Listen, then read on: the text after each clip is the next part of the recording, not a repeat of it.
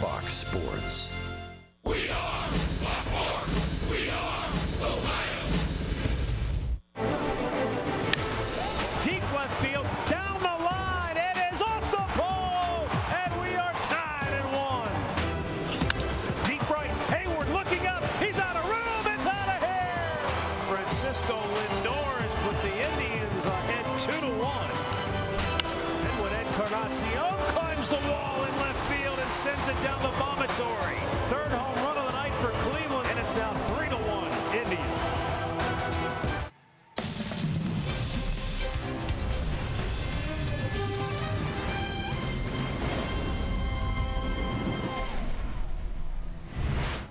Robinson Cano is a lifetime .333 hitter against the Indians with 18 home runs. He and the Mariners are in town to start a 4-game series. Meanwhile, Allen Iverson never cared much for practice, but it makes perfect, and it turns a Gold Glove shortstop into Francisco Lindor. In fact, a Platinum Glove shortstop as he continues to work hard. Indians Mariners getting ready to square off today here at Progressive Field. Hi again, everyone. Matt Underwood alongside Rick Manning. All right, let's get to the good news, bad news scenario right now for Indians pitcher Andrew Miller. The good news is it's not a serious hamstring issue. The bad news is he will go on the 10-day DL. Well, it is unfortunate, and they're going to have to make a move, and they call up Jeff Beliveau from AAA Columbus. He another left-handed pitcher. We saw him in spring training. But the unfortunate thing, Miller is not here. Hopefully, it will not be long. And they said if it was a 15-day DL, he wouldn't have to go on it. Injury report is always brought to you by the attorneys at Elk & Elk. Now, for tonight's game, Mike Clevenger will get the start for the Tribe. And, Rick, it's tough to be any better than he was his last time out with his first career complete game shutout. Well, I really like what Clevenger's doing this year. If you concentrate and watch how he's doing it, he's keeping the ball down in the strike zone. He's getting hitters to chase it. His pitch, he's been much more aggressive in the strike zone. And when he stays aggressive, he's got 4 great pitches to get hitters out with. And when you look at the numbers from this year compared to last year, you concentrate. The big one is the pitches per inning for Clevenger. He's down a couple of pitches per inning. That lets him go deeper into the ball game. You see the ERAs lower, the walks per 9 innings is a lot lower, and he's been much more aggressive. May not seem like much, but 2 pitches an inning over the course of 5-6 innings gives him another full inning deeper into the game, as you pointed out. All right, we'll be back with the Showstopper. Plus, we'll check in with Andre Knott straight ahead right here on Sports Time Ohio.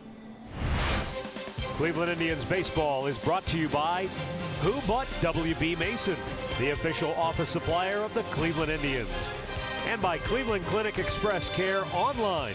Tap the app for 24/7 virtual visits.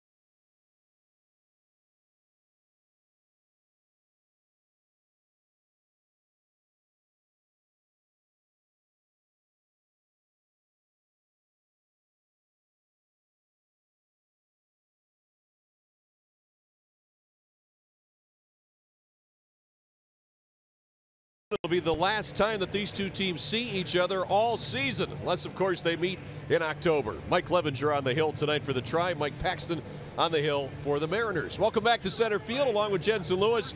I'm Al Pulowski. Let's take a look at our showstopper for today. And earlier at Yankee Stadium, the Twins led it the entire way. 9th inning, 2 on, nobody out. See you later. Gary Sanchez, a 3-run walk-off home run. And just like that, Rodney blows it for the Twins. Yeah, no bow and arrow there today. That spoils great effort from Kyle Gibson. 6 shutout innings, a hit, 10 strikeouts, a career high. If I'm right, and Murph always is, right? The Twins haven't won since Puerto Rico. You are correct. Boy. Oh, boy. So Minnesota in a bit of a slump. Send it upstairs now to the guys calling tonight's game, Indians and Mariners. Here are Matt and Rick. Fellas. Yeah, these two teams reside in completely different worlds when you look at their divisions. 4 of the 5 teams in the Central are below 500. The Indians are the only team above. In the West, 4 of the 5 teams are above 500. Only the Rangers below the break-even mark. So Seattle's in a dogfight out west. They come in 13-10, 2.5 back of front-running Houston in that division. Before we get tonight's game underway, we go downstairs to Andre Knott, who has our Hear Right sounds of the game. Well, thank you very much, Matt. Last night it took the long ball for the Indians to pick up the victory and to go against the Cubs and split the series with the Cubs. The home runs came from guys that were a little bit different. Geyer hit his first one of the season. Lindor hit his 3rd home run to put the team ahead. But the home run that woke everyone up was when the parrot came out. And here's Edwin talking about the home run that he hit last night and what he has to come very soon. It's good to have a day like today, especially where I am right now. But we're going to be all right. Everything going to be all right. Is it a timing thing with you, knowing everything is going to be all right and having the confidence of what you've done in your career? Yeah, it's all about timing. It's all about timing. I got to continue to do what I know to do, keep working hard, working on my cage, and get my timing ready. I know when you came here, you said one of the reasons was not to face this pitching. How fun is it to watch these guys night after night for a hitter like you? It's unbelievable the way those guys pitching. It's very impressed. I don't know, after I get here and seeing like every 5 days different guys, like it's unbelievable. So we're ready to see you take off? Yeah, I'm happy for that. I like the Bob Marley reference thing. Everything gonna be all right. And I'm sure he's right. Let's take a look at Mike Clevenger now. He will be starting for the Indians tonight. He's the Northern Ohio Honda starting pitcher, coming off a complete game, 2 hit shutouts in his last start against the Baltimore Orioles. He was brilliant. 107 pitches, 70 of those were strikes. And he just seems to get better and better every time out. He's throwing less pitches per inning. He's going deeper into the ball games. The ERA is down, and his confidence is rising. Let's take a look at the Seattle Mariners starting lineup for Scott Service. D. Gordon will lead it off. Gene Segura bats second. Robinson Cano 6 for 10 against the Tribe in that series out in Seattle to open the year. Nelson Cruz will bat cleanup. Kyle Seager hitting 5th, then Mitch Haniger. Mike Zunino, Ben Gamble, and Ryan Healy rounded out. And the Indians defense behind Clevenger tonight, brought to you by Ram, looks like this. Michael Brantley on left, Rajai Davis back in center, Brandon Geyer over in right.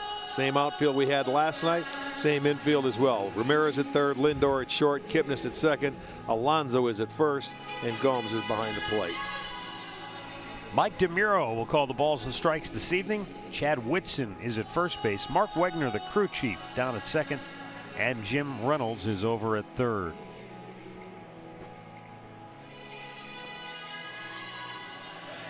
Mike Clevenger has been very good in the early going as you get a look at Scott Service, the Mariners skipper, who has them off to a good start this year. But Clevenger, and I think this is important for all pitchers, but in particular a guy like Clevenger, who, Rick, as good as he was last year down the stretch and as good as he's been so far this year, I get the feeling that, you know, he's kind of like Rodney Dangerfield. I don't get no respect at all, you know, because everybody talks about Kluber, Carrasco, Bauer, and he's like, hey, I want to be part of the group. I want this to be the big 4, not the big 3. Well, if he can continues to keep working, he'll be just fine. He doesn't have to worry about it. In the first 3 innings of his starts this year, according to Tom Boschenik, he is not allowed an earned run. And so he is getting himself deeper in the games by limiting traffic, not allowing runs. And there's a fly ball in the right center field. Geyer, the right fielder, will make the catch. 1 down.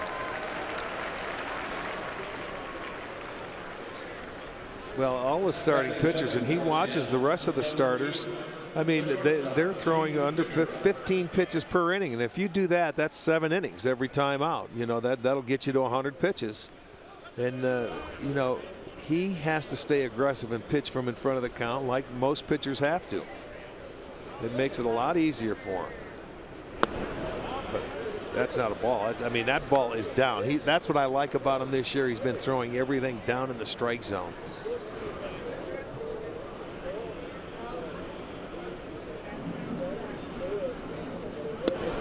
We noticed something too. It was something small, and it's probably something that is an evolving process for Mike Clevenger. You see this with a lot of young pitchers who come up for the first time. They're trying to throw it through the backstop.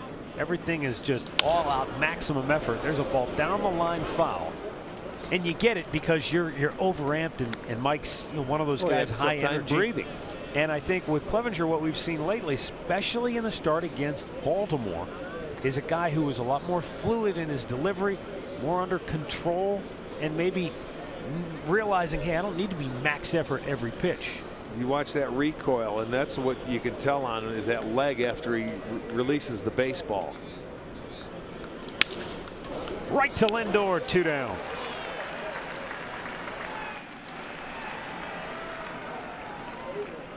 I mean, it's smooth, but watch when he gets rid of the baseball, that back leg after he drives off. A lot of times it comes up.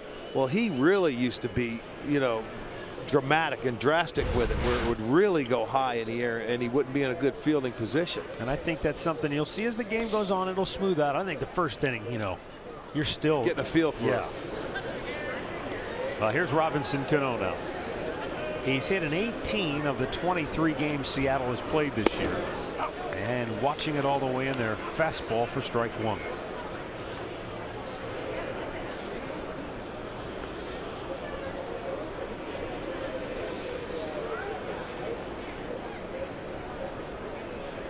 Swung out and missed, and it's 0-2. Take a look at it on our Nissan pitch tracker. There's a good pitch down out of the zone, and those things look good to hit. But he has movement on it, and that makes his changeup that much better when it's down in that area. Tried to hold up, but he went around, and Clevenger strikes out Cano on 3 pitches. The Mariners go 1-2-3. The Indians are coming to bat.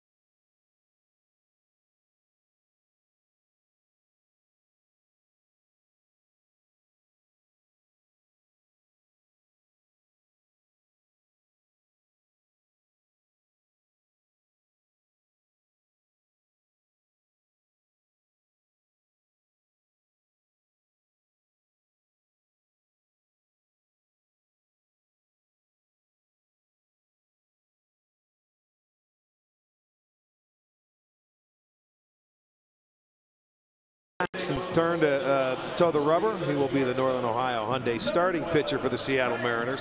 Paxton is 1-1 with a .561 earned run average. He did make his first start this year against the Indians.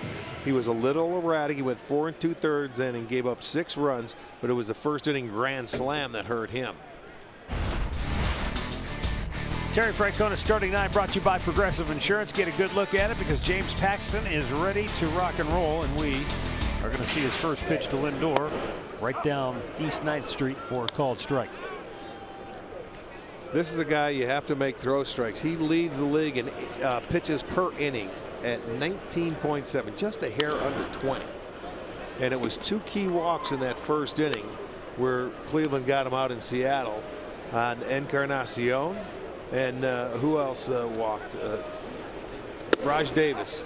3 pitches. He strikes out Lindor to start the game. So different guy, at least at the outset here. Let's take a look at the Mariners defense behind Paxton. It's going to be Gamble, Gordon, and Haniger out in the outfield. Left to right, it'll be Seager and Segura on the left side, Cano and Healy on the right side, with Zunino doing the catching. I was going to say, if he walks Rajay Davis in the first inning today, then the Indians will have a big inning because Raj is batting 9th. Yeah, right. I think with a guy like him with his stuff, it does kind of get back to what pitching coaches have preached since the beginning of the first baseball game ever. Attack the strike zone. Don't try to be perfect. Trust your stuff. All those cliches, but they're all truisms when it comes to pitching. You'd rather get hit out of the game than put guys on base, right, and then boom, one swing of the bat, crooked number. And with this guy's stuff, which is you know, electric, it's just a matter of finding the zone and pitching from in front. You get behind, hitters can get a little more discipline. They don't have to swing at tough pitches. Look at that. He's got enough heat on the fastball. It's 90. He can go anywhere 94 to 96. And it's, you know, it's free and easy at that.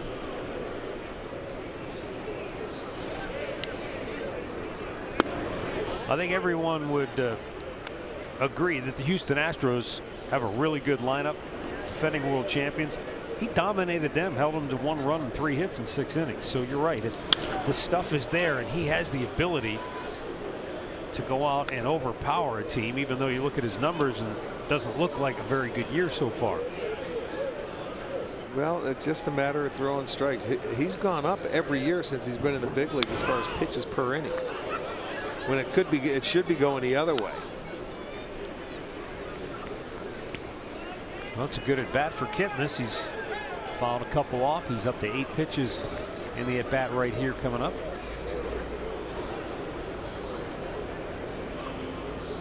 Inside, he draws a walk.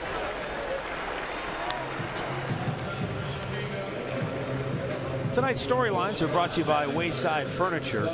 Mitch Haniger, that guy right there, 5 for 8 against the Tribe with a couple of home runs, and that's just part of the story. We'll tell you the rest when he comes up to bat. Yeah. James Paxton, meanwhile, against the Indians, he has had his troubles, and we'll see if they can jump him again here in the first inning.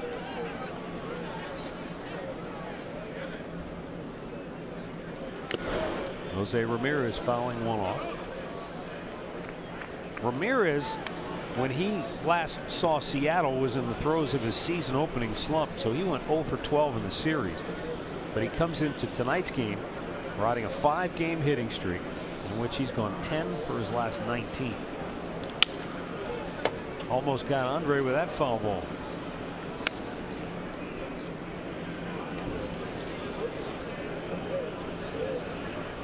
"13 pitches for Paxton. 9 of them strikes, but Kipnis really worked the count. Good at bat, draws the walk. And then he comes right back to Ramirez, and it's all strikes so far. Yeah, and when you're a hitter in this situation, you have to swing at the borderline pitches. You don't want to take a called third.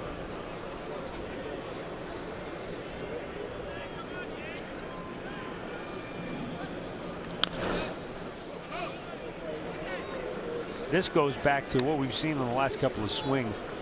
The difference between a hitter who is just brimming with confidence and a guy who's searching for it. Ramirez, he's getting to those pitches. He'll spoil the tough pitches. Yeah, he did that many times last year.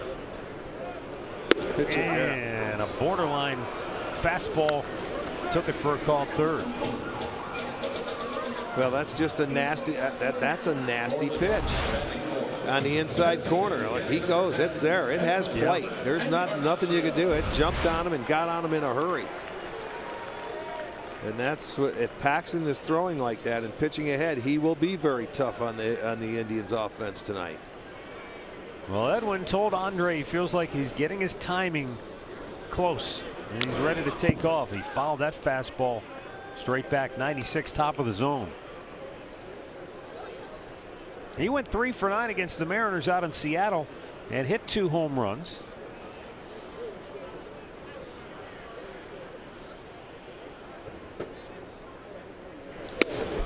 Boy, that good fastball was perfectly located just off the plate. And now it's 0-2. Well, the Big Maple, as he is called, he's bringing it early.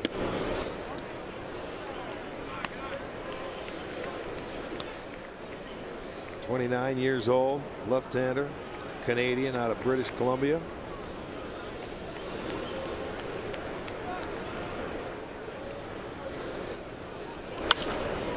Popped up foul and out of play.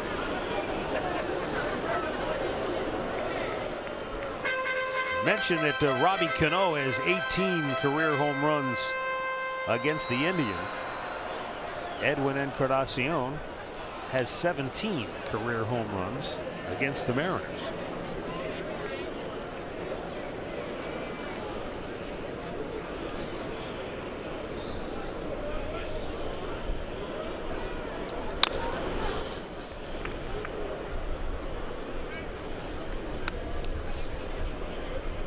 Count remains 1-2.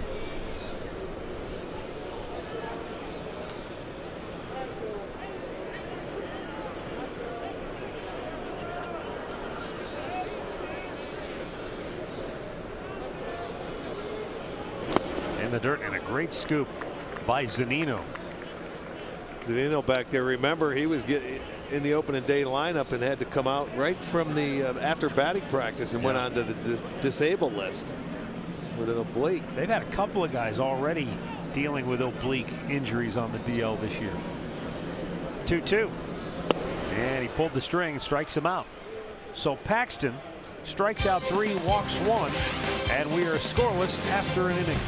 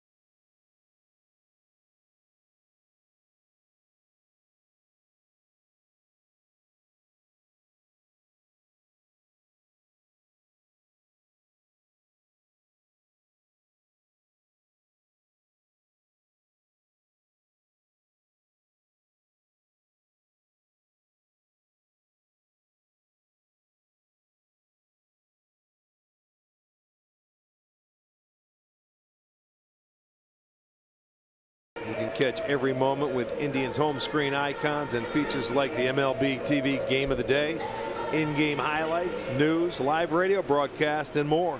Download MLB At Bat today.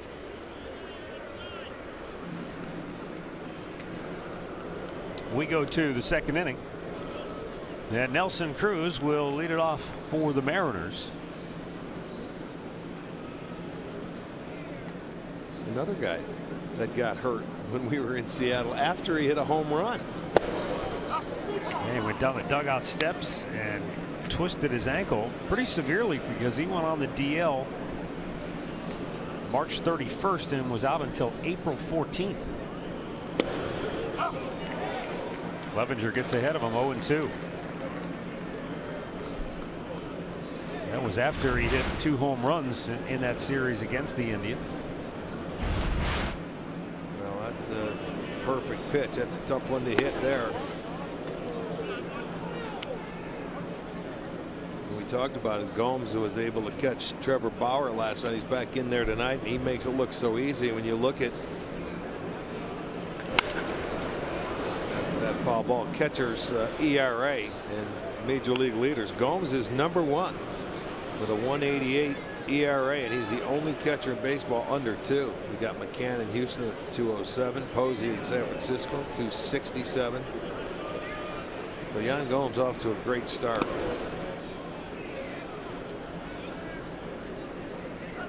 Two balls, 2 strikes.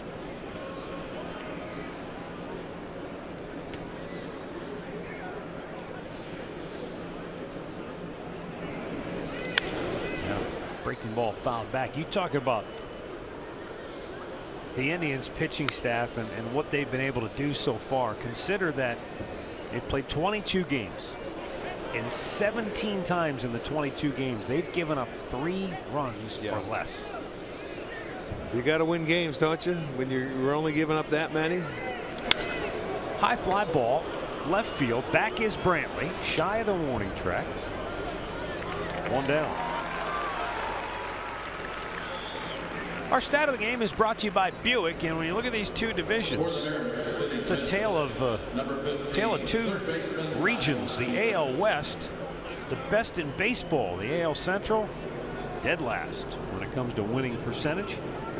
And if you missed the top of the program today, the showstopper, Minnesota had a 3-1 lead in Yankee Stadium in the 9th inning, but New York had 2 on, and Fernando Rodney threw a pitch to Gary Sanchez, and he slammed it down the left field line for a game-winning 3-run homer. And they've lost like 12 out of the last 13 to the Yankees there, so they just have a tough time playing in Yankee Stadium.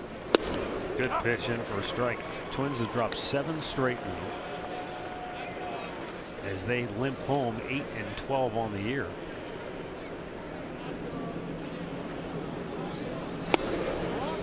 He almost went after that, but he held up. The Tigers were blanked by Pittsburgh 1-0 today.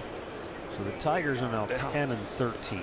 They had to play the 2 games, the big doubleheader last night, and they bounced back and played a day game today. 2-1. I didn't look at any of the stats from that game, and it might have been just a really well pitched games on both sides, but it also might have been the effects of playing a lot of baseball yesterday. They might have been tired, just wiped out today. Absolutely. You don't see very often a 1-0 game. There's been a lot of them early this year, though. 2-2. In the month of April in all of baseball.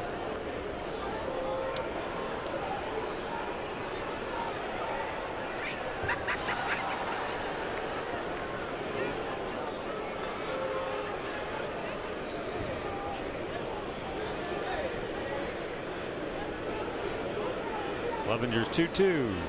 Fouled right back. You know what else we've had a lot of? Games where a team did not get a single hit with a runner in scoring position. There have been 351 Major League Baseball games this year. 148 have been played where there were no hits with a runner in scoring position. Well, I know the Indians have done it a number of times because they've hit home runs, you know, and they've been able to win games like that. The 3-2. Smashed and caught. Kipnis right there with that shift on. 2 down. You know, when that left the bat, I don't know if it was the sun or the shadows. I thought that was going to be in the right center field for a base hit, and I see Kipnis coming in to catch the ball. He was playing in the outfield grass. There's Mitch Haniger. So Mitch Haniger, as we showed you earlier, against the Indians, 5 for 8, 2 home runs in that series out in Seattle. But then just recently, he had a stretch in which he homered in 4 straight games. 3 straight games against Texas, and then the first game of their series after that against Chicago. Well, he's, I'll tell you what, he has 8 multi-RBI games this year. So this young man, he was off to a great start early last year, if you remember, then ended up getting hurt.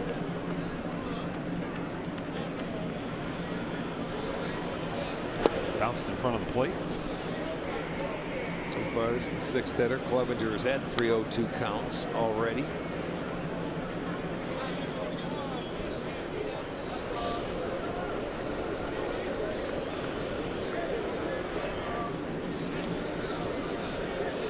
Swung on and missed. Boy, what a pitch. Clevenger with a terrific curveball to strike out Haniger. 6 up, 6 down, middle of the 2nd, no score.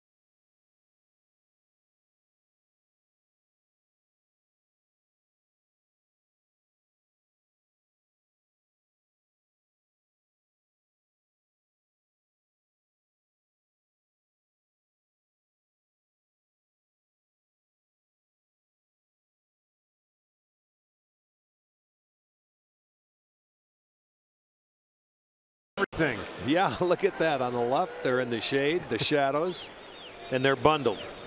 The girls on the right, T-shirts. No big deal. 2nd inning, Michael Brantley will lead it off.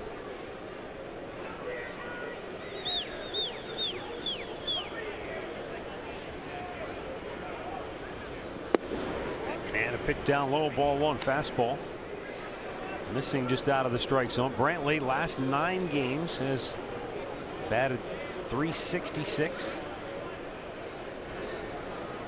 And he lines one to left field, but playing shallow and perfectly was Ben Gamble, 1 down. Earlier this year, James Paxton was in Minneapolis getting ready for a start. Look at that. And the bald eagle that was on hand for the festivities made a beeline for him. He said afterwards, I knew I wasn't going to outrun the thing, so I figured I'll just stand here and see what happens.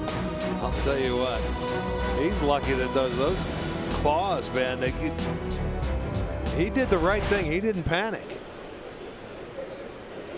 Curveball in there for a strike. It's the biggest salmon I've ever seen.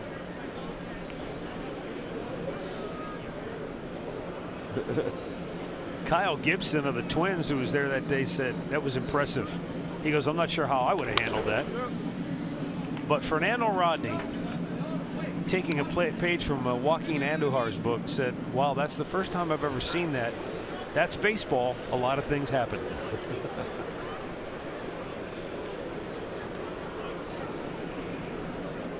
Swung on and missed, and Yan Gomes is the 4th strikeout victim of James Paxton in the first 6 hitters of the game. Well, he stayed and thrown his fastball a lot early, and that's a 96. And I mean, it's the top part of the strike zone, and you throw it by him. Jan, a very good low ball hitter, and that's tough to get up on top. Sometimes you hope to foul it off, but he had a little too much on it. Paxton now with 4-0-2 counts as well, so both pitchers are pounding the strike zone early. Indians RBI leader Yonder Alonso takes a look at a strike.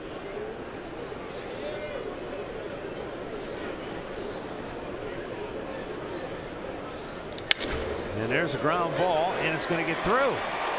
Alonso with a little opposite field base hit.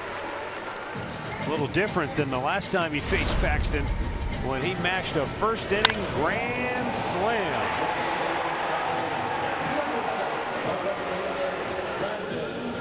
Yeah, that got him off and running.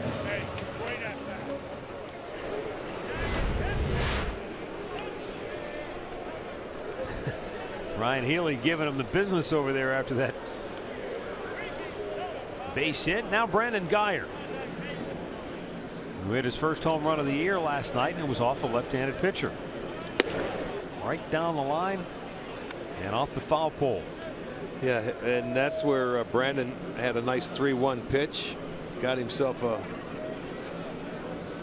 a strike that he was looking for. Put a really nice swing on the baseball.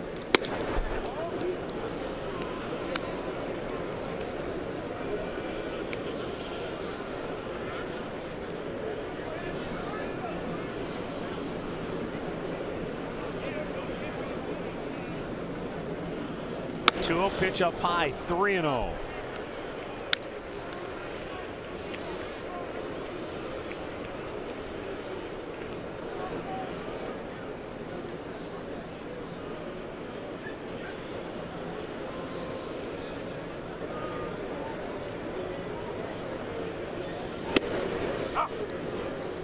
Just barely caught the outside corner. 3-1.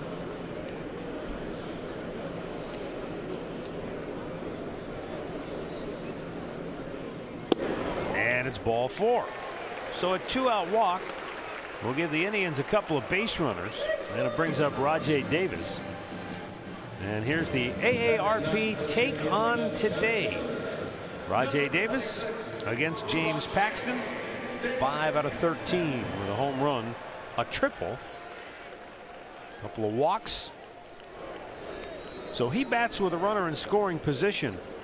And the Indians have had 9 games this year in which they have not had a hit with a runner in scoring position, and they are 6-3 in those 9 games. Rajay, a little slow chopper. The throw to first by Zunino, and it's in time. That's a heck of a play by Zunino. Almost colliding with the pitcher Paxton. A little spin move and a perfect throw. And the inning is over. So the Indians strand a couple, and we are scoreless through 2.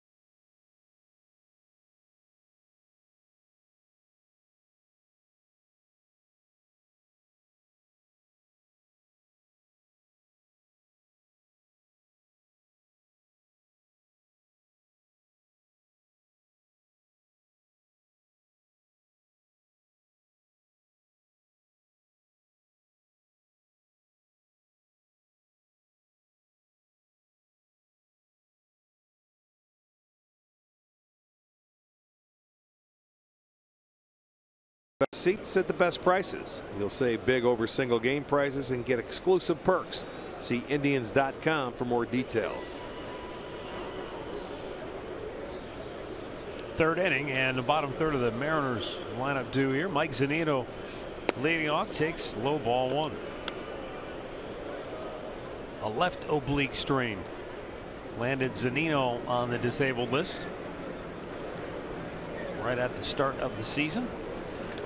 Hits it hard to third, and Ramirez stays right with it. 1-0.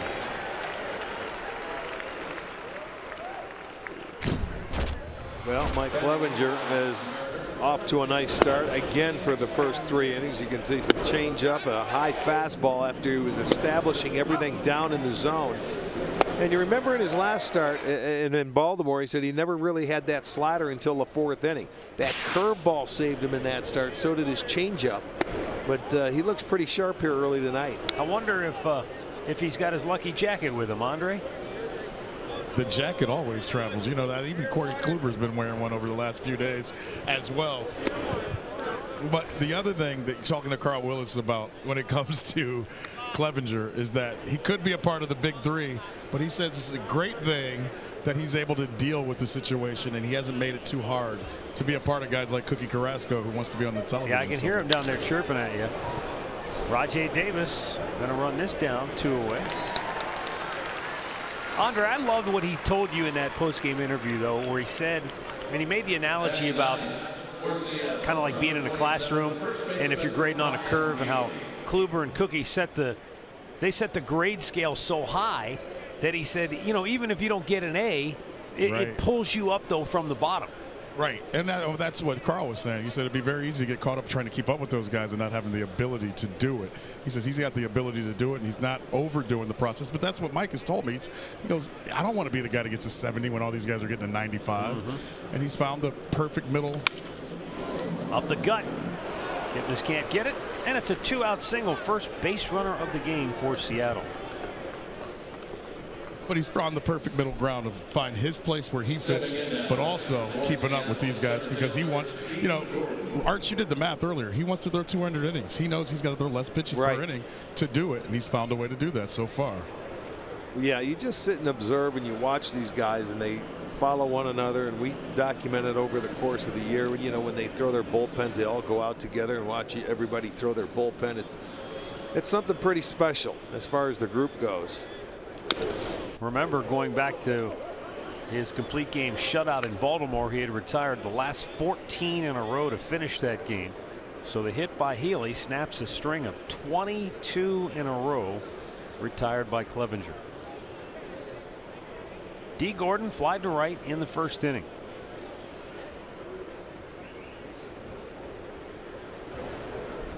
If I'm not mistaken, I think he had about a 5-pitch 8th inning in that game against Baltimore that enabled him to get back out there and go for that complete game too.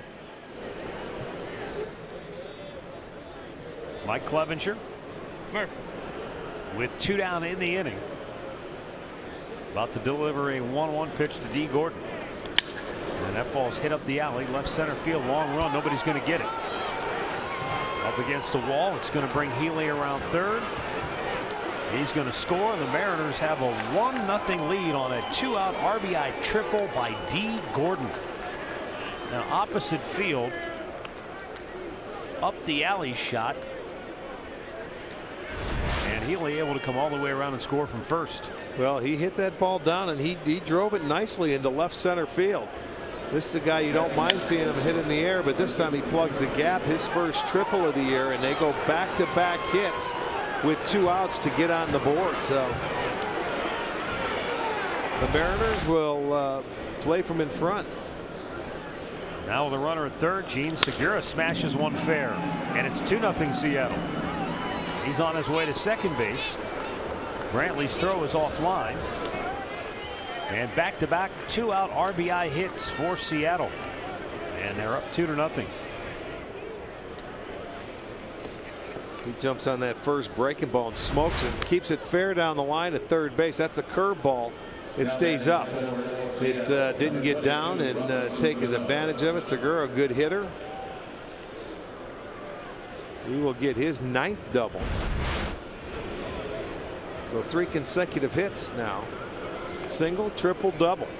And now you've got Robinson Cano, who struck out on 3 pitches to end the first inning.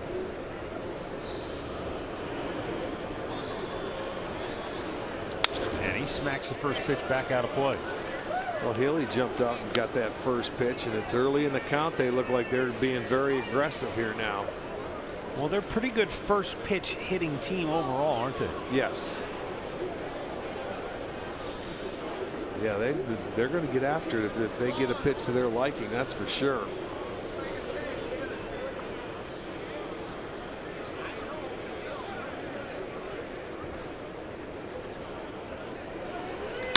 And there's a base hit in left field. And around third, Segura's going to come home. And it's 3-0 Seattle.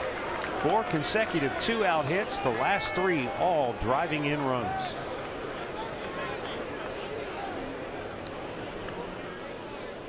And they're swinging early, man. That second pitch, here you go. That one's elevated with the fastball up. And he stayed on it. He got him to swing at the high fastball. If you remember, to strike him out in his first at bat. That's after establishing down. So Carl Willis coming out and trying to settle down Mike Clevenger and let him get out of this inning. When you look at the last 4 hitters and they all got base hits, check out the location. That one was not a bad pitch there that he ended up driving. That was down. That one was a breaking ball that stayed up, and the Cano pitch up. So they took advantage of those pitch selections. Last 4 hits coming in a span of just 7 pitches. Now Nelson Cruz, who flied to left his first time up.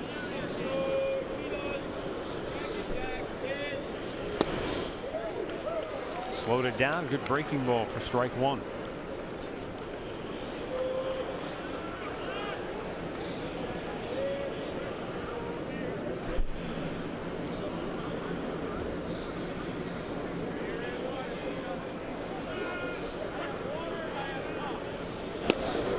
Coming into tonight, opponents here at Progressive Field were hitting .202, second lowest in the American League, 4th best in all of baseball. So this is something we are not used to seeing, 4 consecutive hits in an inning. To third, Ramirez will go to second for the inning-ending force. Seattle jumps in front, 3-0, middle of the third.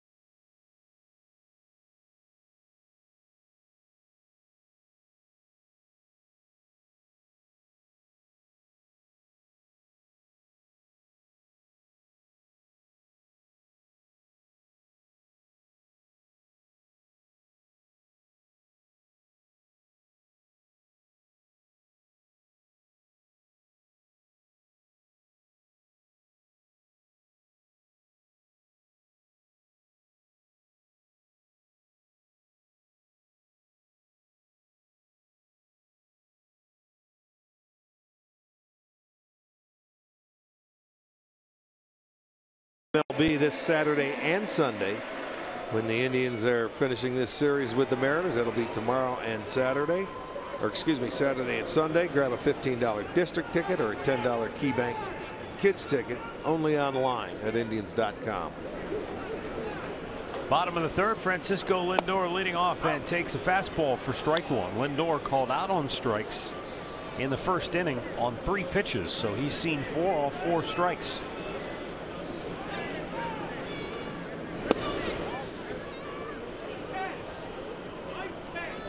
In his last 11 games, Lindor has picked up 13 hits.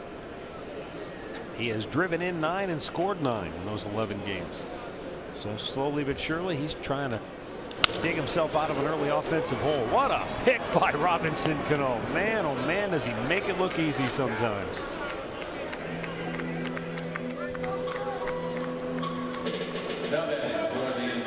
Yeah, I mean, he made it look easy. It's not as easy as he makes it look. That hop, it's a different hop. It's not quite the short hop. It's a little bit longer, but he stayed down on it nicely.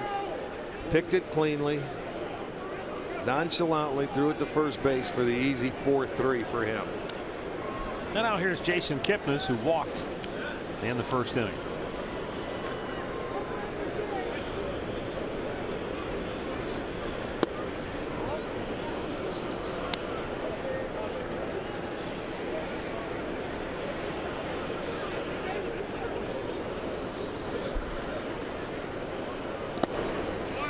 Skips one in, 2-0.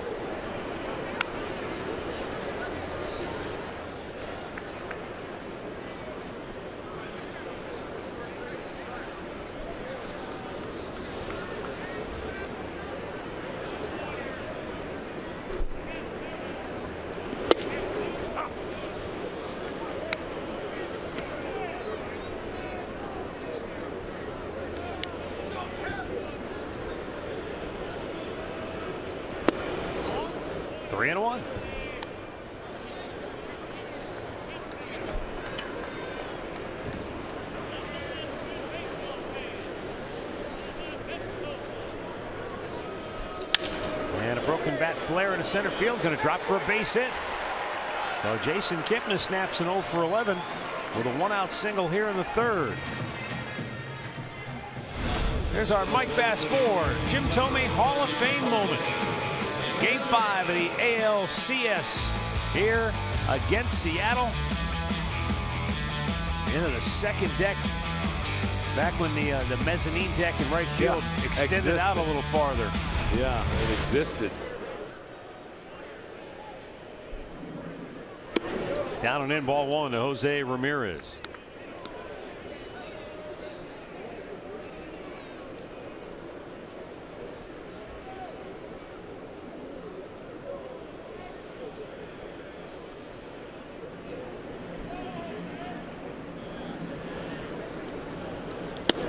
Low, and that's going to send Zunino out for a chat. First mound visit here tonight. But Zunino feels like, hey, we just put 3 on the board. You don't want to. Don't lose your aggressiveness. Yeah, you don't want to start putting guys on. Now with the big bats coming up here after Ramirez.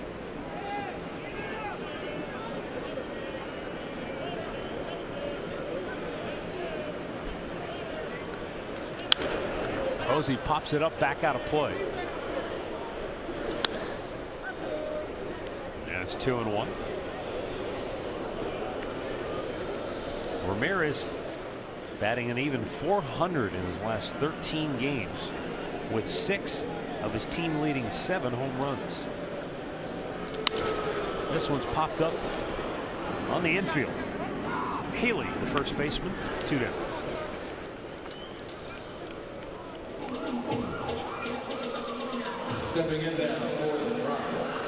And that'll send Edwin Encarnacion to the plate. Struck out his first time up, but all in all, it was a pretty good at bat. He saw a bunch of pitches, fouled a few back, but in the end, went down swinging.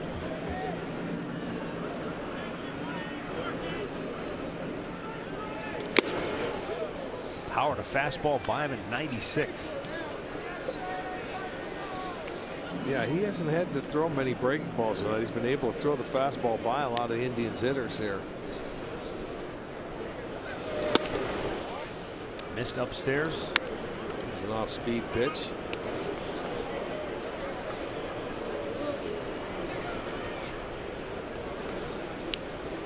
Another.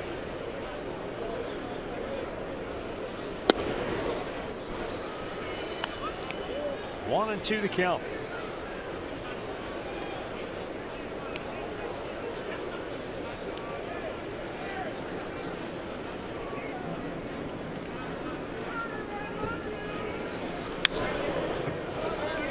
Fouled it back, and boy, that seems to be a familiar refrain here.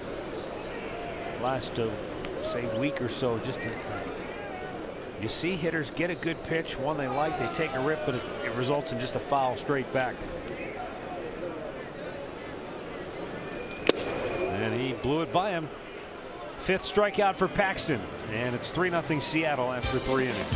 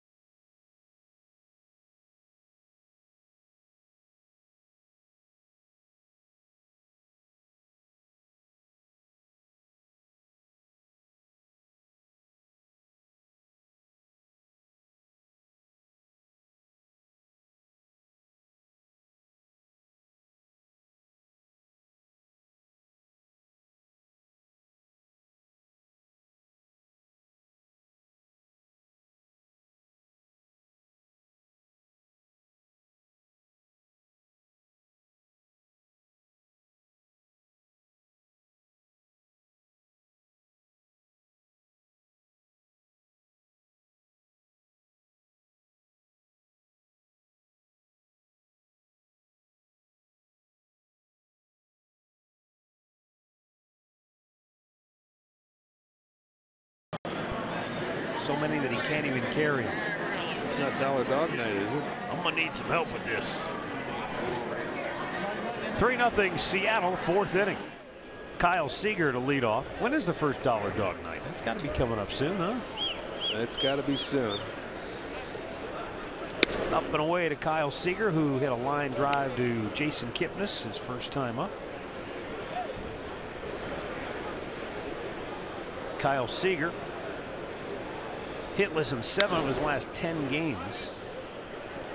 And he had a rough series when the Tribe visited Seattle to open the year. He was just 1 for 10 in that series.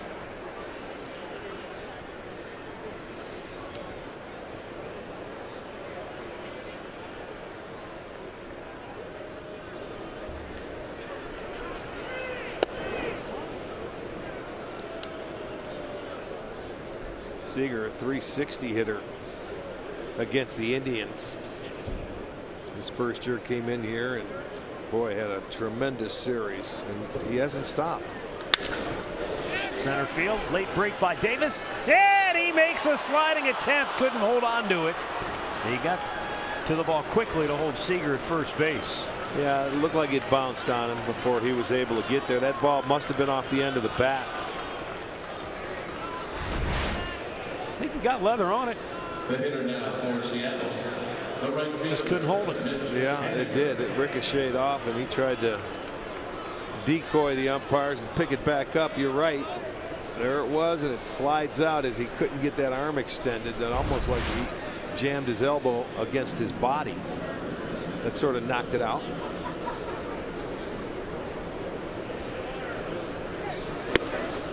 By the way, 2 weeks from tomorrow, Next homestand Friday, May 11th, when the Indians host the Kansas First City dollar Royals. dog night. Dollar yeah. dog night.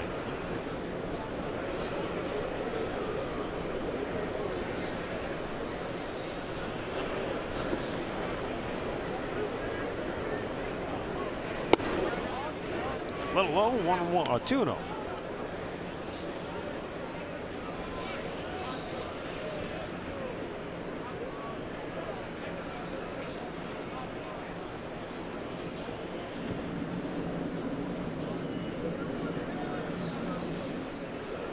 Pitch number 50 on the night from Mike Clevenger. He's thrown 34 strikes to this point, and that's just foul at the third baseline.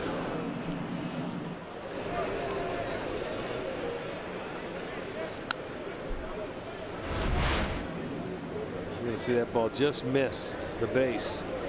Not by much.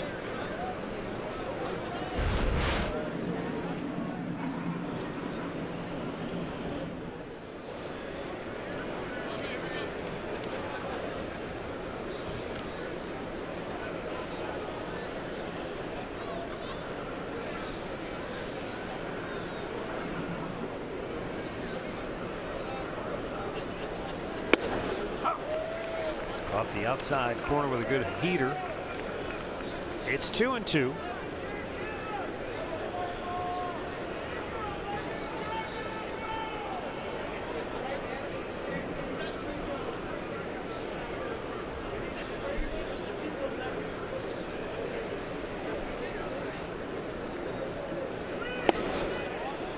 And that fastball in off the plate. So now the count goes to 3-2. I think I'd start my runner right here. Figuring as hot as Haniger is, and he's been swinging the bat, might as well go ahead and start Seager. You've got a 3-0 lead.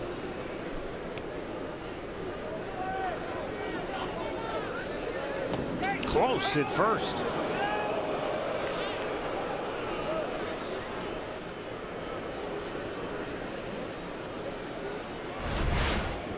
We have witnessed Clevenger quick feet for a tall guy. Gets that ball over to first base in a hurry. That was pretty close. And now I don't know if he was running or not, but in this situation, if you are running, you got to make sure he goes home first, because he's not going to try to steal a base. Seager has not attempted one this year.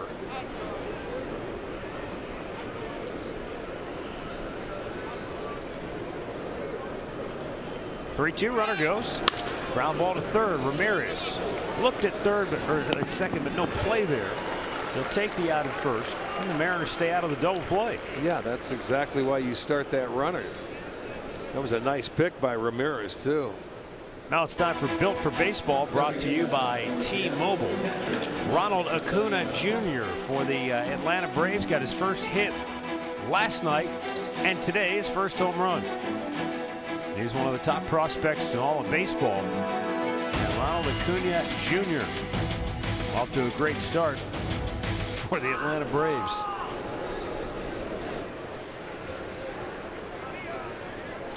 Mike Zunino.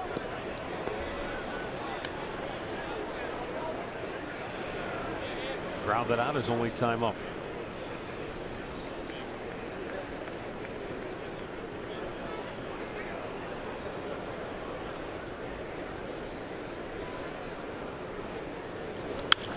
Back out of play. I want to give a shout out and congratulations to Paul Spacuzza, who's the athletic trainer over at John Carroll. He will be receiving the Schwickert Award in May. He was spent some time with the Cavs 3 years, 79 to 82, and with the Tribe from 82 to 05. So, Scuzzi, congratulations. We miss seeing you down here. If you get the opportunity, stop and say hello, please. 1-1. And that's in the right field, a base hit. Around third, coming home to score is Seager. And Zunino stops at first with the RBI hit, and it's 4-0 Mariners. Second hit in the inning and sixth hit in the game now. Well, he muscled this ball out. That ball was down around the trademark, but stays on it. Flares it down the right field line, falls in, drives in a run. 6 hits now for Seattle.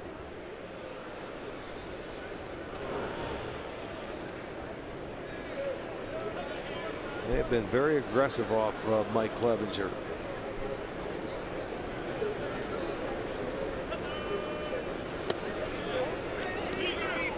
Ben Gamble fly to center in the third inning.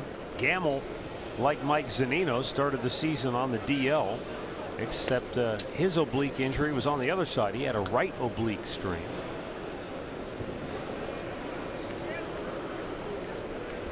Three for 22 on the year now.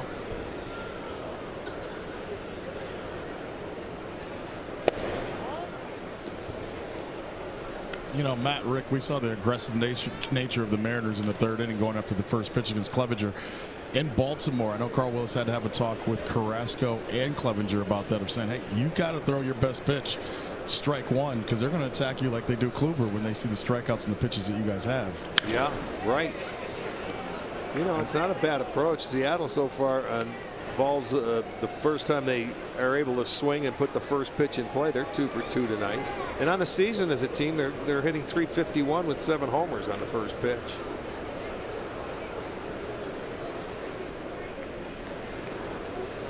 Yeah, you just don't throw it down the middle and say, hey, let me get ahead with a strike. It better be a quality strike. Fly ball, foul ground. Ramirez gives it a look, but cannot get to it.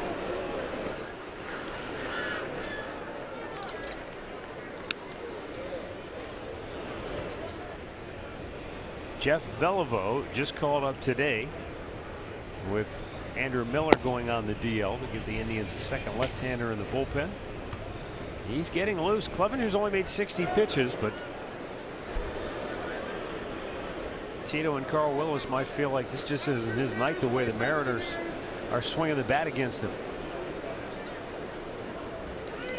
It's funny, though.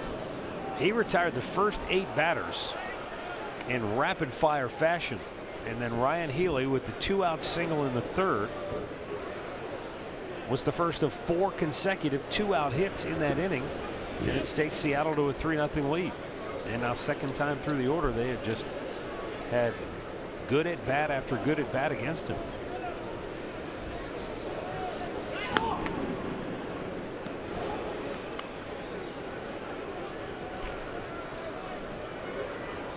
And in doing this against Mike Clevenger, you're talking about a pitcher who hasn't suffered a loss in his last 13 games, 10 of those being starts.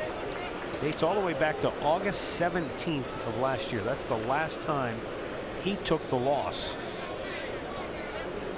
in a game that he pitched. So he has been on an incredible run.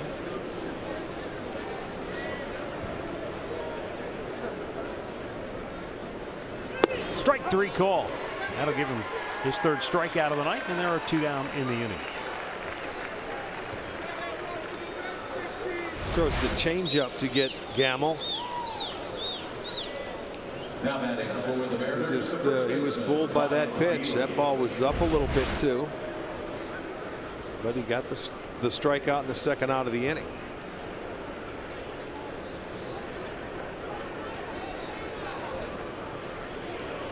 The 3 runs that Seattle scored off Clevenger in the 3rd inning, the first runs he has allowed in the first 3 innings of any game he's pitched this year. And what makes that even more amazing, as I pointed out, is he had 2 outs, bases empty. Yeah, right. And they did it. They did damage. What do you have? 15 pitch inning. Yeah. They had 4 hits and sent what, 7 men to the plate on 15 pitches. Yeah. So they were very aggressive.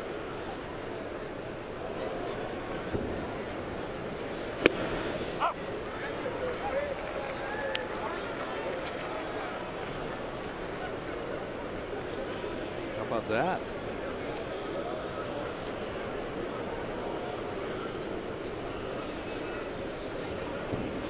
Yeah, tonight they've cashed in.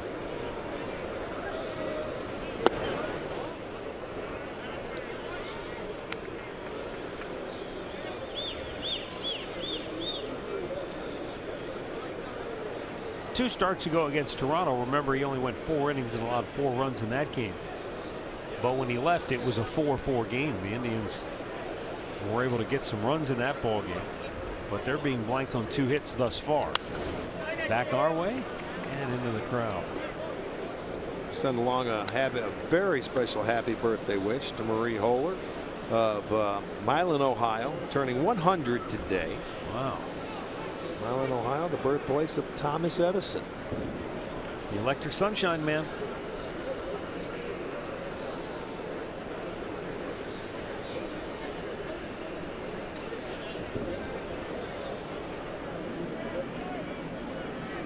Strike 3 called, inning over. Seattle tacks on a run, middle of the 4th. It's 4-0 Mariners.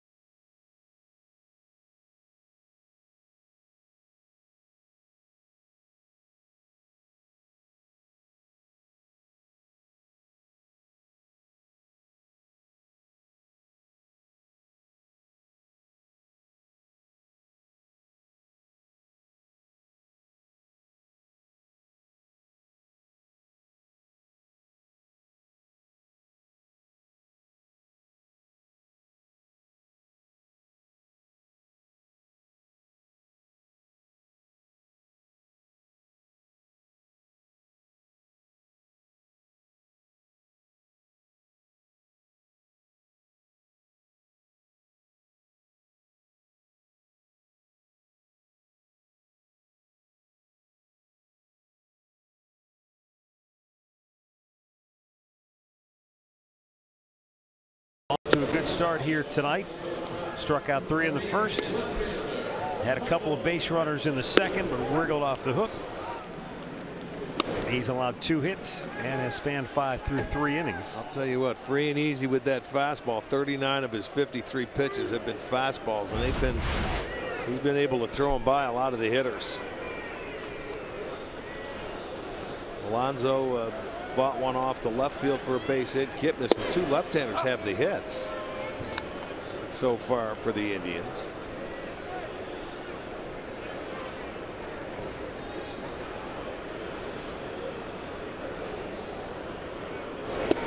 Seattle with a pretty aggressive defensive alignment against Michael Brantley. It paid off in the first inning. Ben Gamble really shortened up pretty shallow in left field, and even D. Gordon in center field in quite a bit. Brantley goes fishing, and he is out on strikes, and that's a half-dozen Ks for Paxton. To the plate now for the Indians, the catcher, Jan Gomes.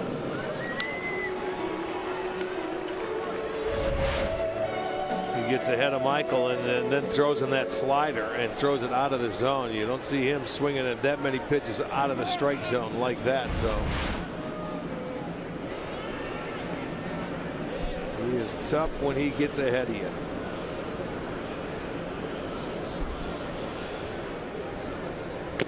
Jan Gomes has hit in 8 of his last 10, but struck out in the second inning.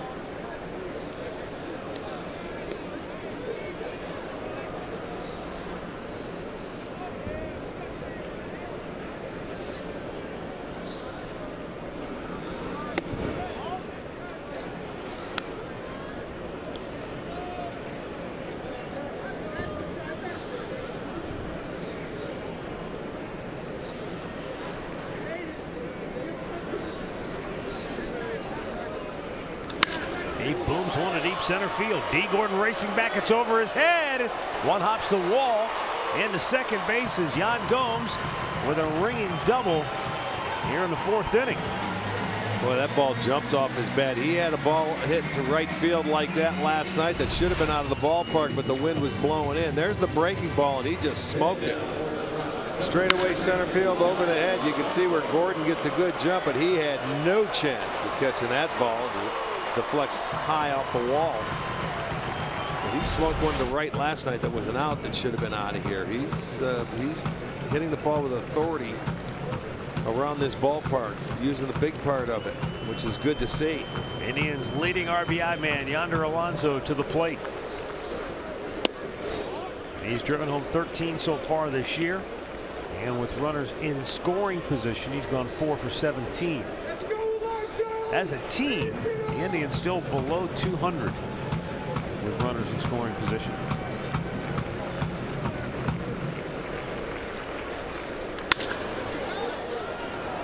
Get him to third, but now there are 2 down. Our great clip of the game from last night, Brandon Geyer. Right down the line, stay fair ball. It did hit the pole. His first dinger of the year. Off left-hander John Lester.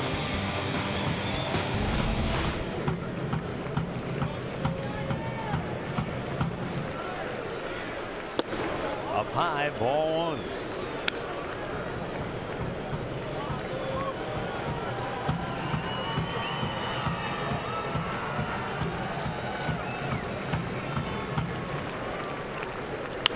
You hear us say it, the Indians, a team that so far this year have really made their living on the long ball. 14 out of the 22 games they've played, they've hit a home run. And they've gone 11-3 in those 14 games.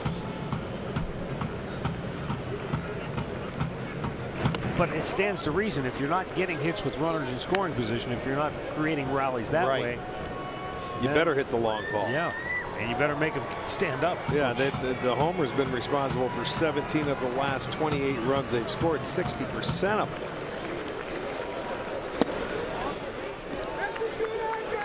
And even Terry Francona, anybody would tell you that's not something that you want to try to go the whole year. No, you can't live on, because you'll die by the long ball if that's the only way you score. Sooner or later, they're going to get hot, and they're going to start hitting with runners in scoring position.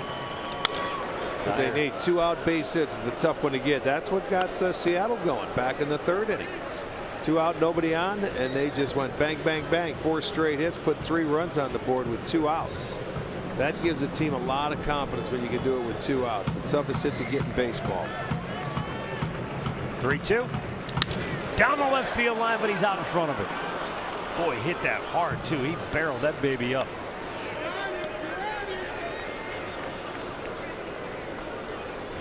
Yeah, and we had a good shot of watching that ball hook. He hit it so hard that he ended up really turning on it. That thing started in fair territory, but look where it ended in the seats. Yeah, nobody was trying to catch that one either. They were, get out of the way. Yeah, incoming, move. Yeah. Another 3-2 offering. And a good at bat for Geyer. He draws a walk. And now there are 2 on with 2 out for Rajay Davis. And you know, sooner or later he's due to break loose. Hitless in his last 16 at bats.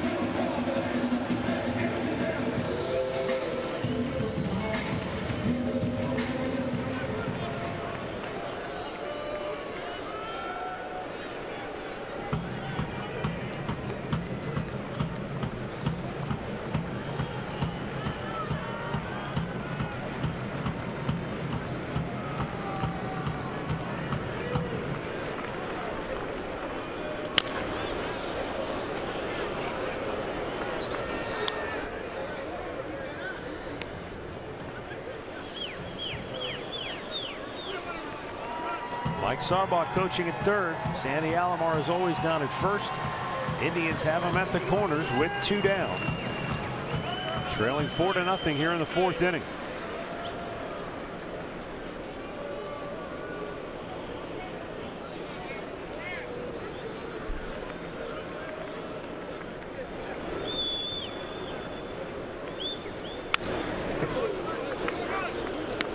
keeps challenging them with those fastballs, but they just can't seem to really center it. Square one up. No, you can't. It's 96 miles an hour.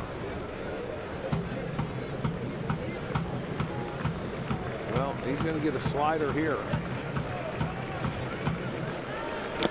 He went. Yes, he did, says first base ump Chad Whitson, and the inning is over. The second time tonight, the Indians strand 2. 4-0 Mariners after 4.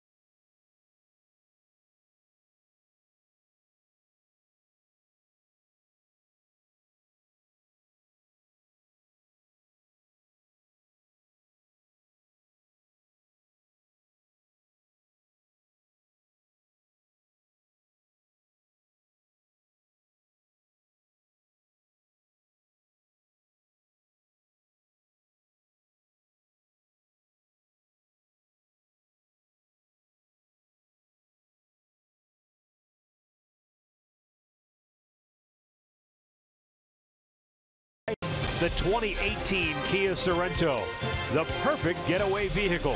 Visit KiaDealers.com to learn more. And by Levin Furniture. For the best deals on furniture and mattresses, shop Levin's. Big night for the guys who work down on the lakefront. Browns fans anxiously await to see what the team will do with the first and fourth picks in this year's NFL draft coming up at the top of the hour.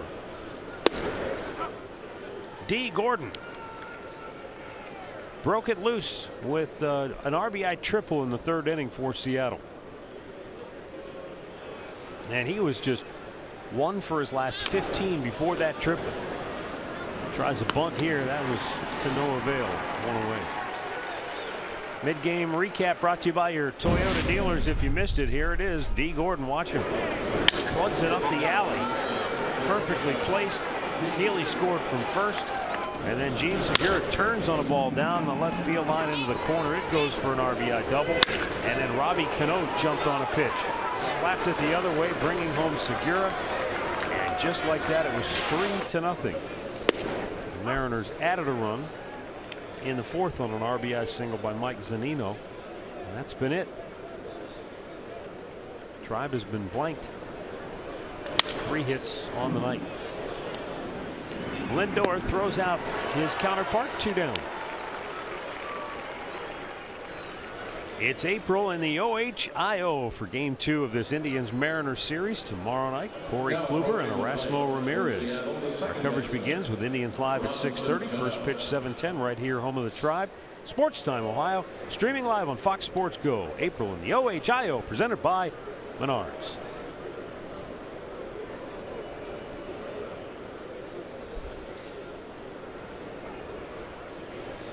Mike Clevenger facing Robinson Cano. High fly ball deep to left. Brantley going to watch this one sail out of here. Or is it? Yeah, that's now it's a home run. Yeah, that went over. Took a little while for the umpire to make the signal, and Mark Wegner is the crew chief after all. Robinson Cano's 3rd home run of the year makes it 5-0 Seattle. Well, he continues to hit the Indians. 333 hitter coming in, so he has a couple of ribbies in his last 2 at bats. This one right down the middle, and he took advantage of it. You can see Clevenger put his head down Bounces over that fence and look at it ricochet back on into play. Hit the railing, which makes it a home run. Although from that angle, it looks like it hits right on the top of the yellow line. Yeah, but it went over. Stays in. So the question is, did it hit the railing first? They're going to ask the umpires to please take a look at this. And if it stands, it'll be his 19th career home run. The last angle looks like it hits the top of the wall. This angle, it was over. It hits. Looks like it hits right at the top of the yellow line. What am I not seeing? It hits the railing behind us. You see it hit the railing? Line. Yes. Where? That's right there. I thought it hit the railing when I just first looked at it the first time as a home run. I thought it got over the yellow line.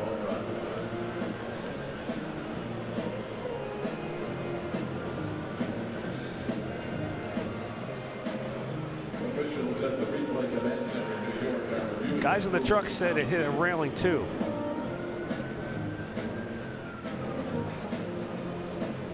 No, that was another first pitch put in play by the Mariners, and they're 3 for 3 tonight doing that. I guess I didn't see the railing.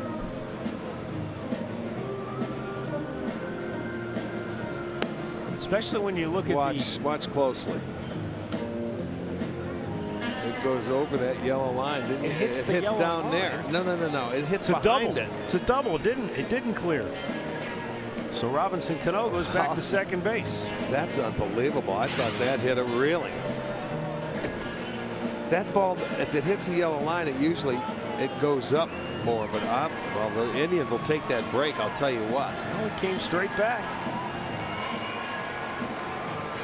Ladies and gentlemen, the ball was overturned. That is now a double. So for Robinson Cano, a double.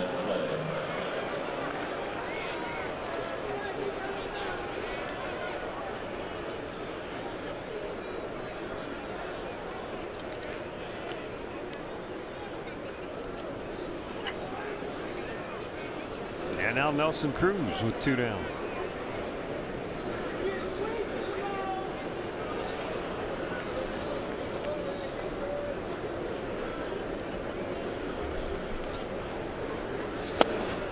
Nice pick by Gomes, and he was crossed up, so he's going to go out.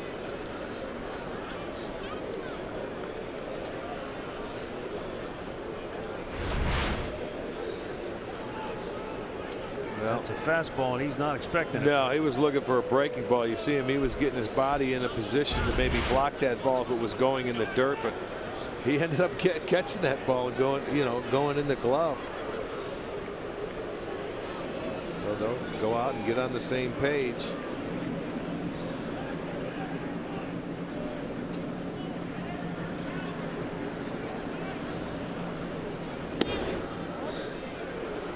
Two and 0.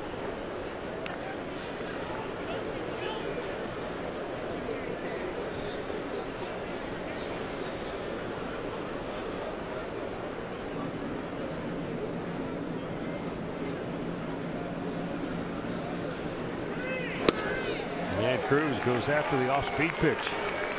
2-1.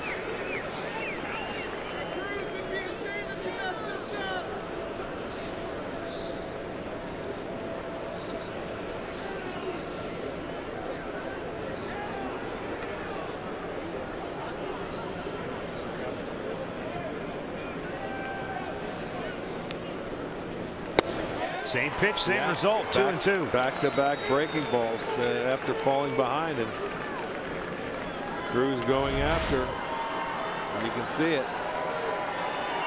Sliders. He gets back even in the count. Get this out, you can save yourself a run this inning. No, he did it. That time he either threw it in on purpose or backed up on him, but he gets the strikeout, his 5th of the night. Cruz down hacking, 4-0 Seattle.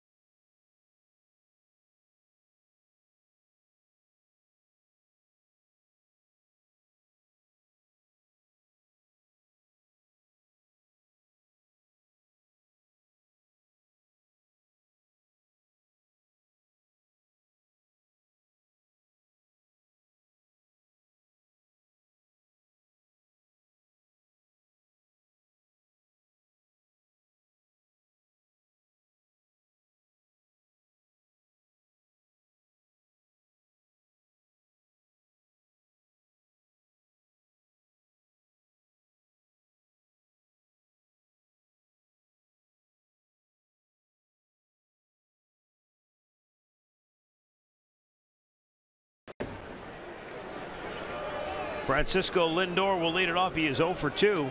Called out on strikes in the first. And grounded out in the third.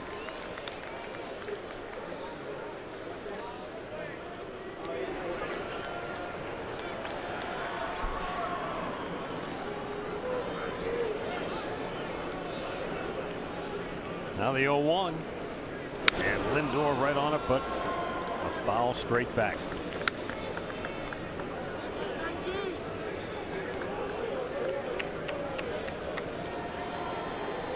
Indians with a hit in each of the last 3 innings. Frankie down swinging. Well, the Indians saved themselves a run in the top half of this inning on this ball that was hit by Robinson Cano, originally called a home run. Right on top of that yellow line. Good eyes. Very good eyes right on top of it.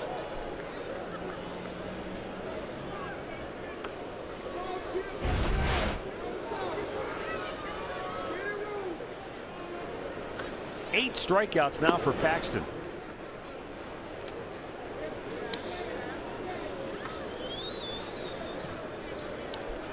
It's the kind of performance that we've grown accustomed to seeing Indians pitchers deliver so far this year. Well, his season high this year is 10. That came against Kansas City April 11th in Kansas City.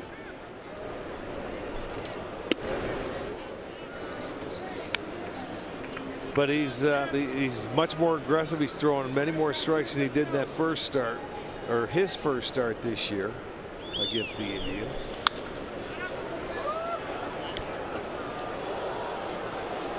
But in that game, he only went 4 2/3. His shortest, no, his last start he went 4 innings against the Rangers.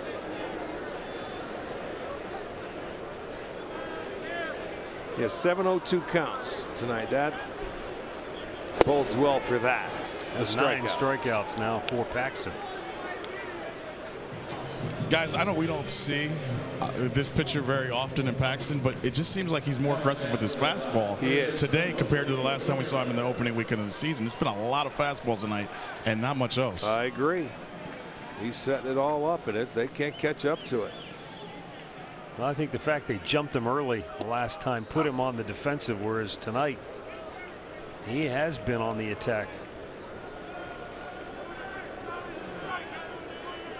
And getting him some early runs certainly hasn't hurt. Popped out of play. We're going to send a hello down to Florida. Popper's been texting me. Yeah. John Krepop worked with the Indians for over 40 years. Popper, we hope you're doing well. We miss you. Enjoying his retirement? Yes, he is. Ramirez sends Haniger back in right. The Indians go quickly and quietly in the 5th. 4-0 Seattle.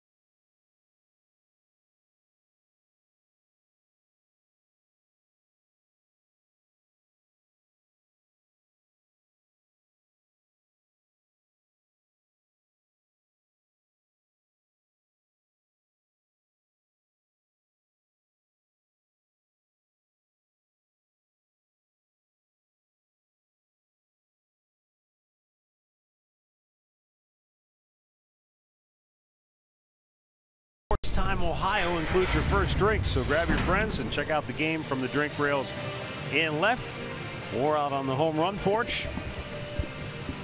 Drink rails available only online at Indians.com/district ticket.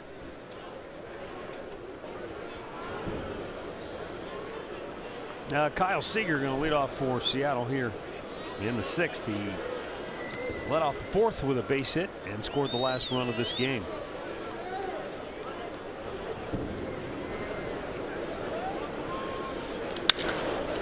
And he bullets one into right field.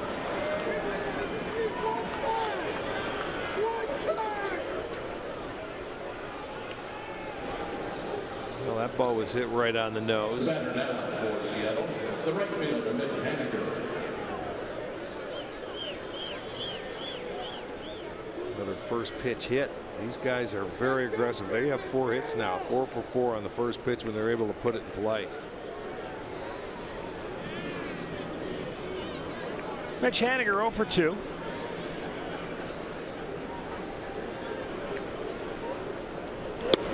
And a good off-speed pitch to start him off. He was seeking the heat and couldn't hold up. Indians get the bullpen back in action here in the 6th. Looks like Dan Otero will begin to loosen.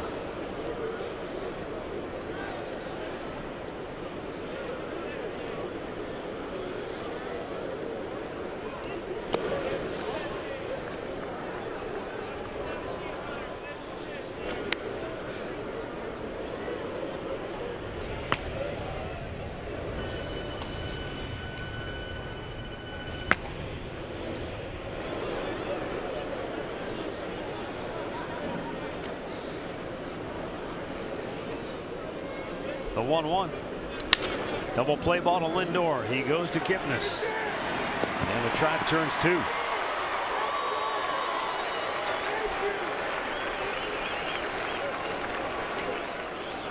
Stepping in now for Seattle. Ball hit right on the nose and a nice quick double play. That was not an easy hop, but he fields it cleanly, gets it over to Kipnis, and in turn they turn the double play.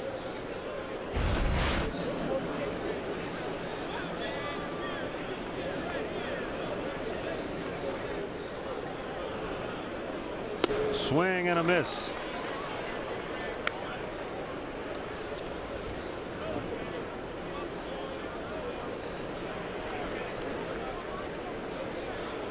Zunino dumped an RBI single into shallow right field his last time up. Breaks his bat here. And on 6 pitches, Mike Clevenger works through inning number 6. It's still 4-0 Seattle.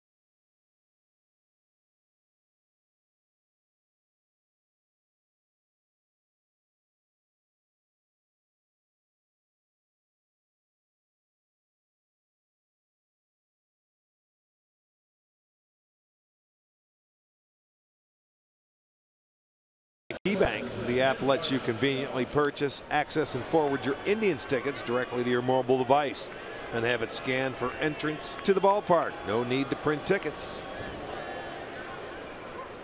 James Paxton with a heavy barrage of fastballs. Yes, indeed. 3 hit the Indians through 5 innings, striking out 9.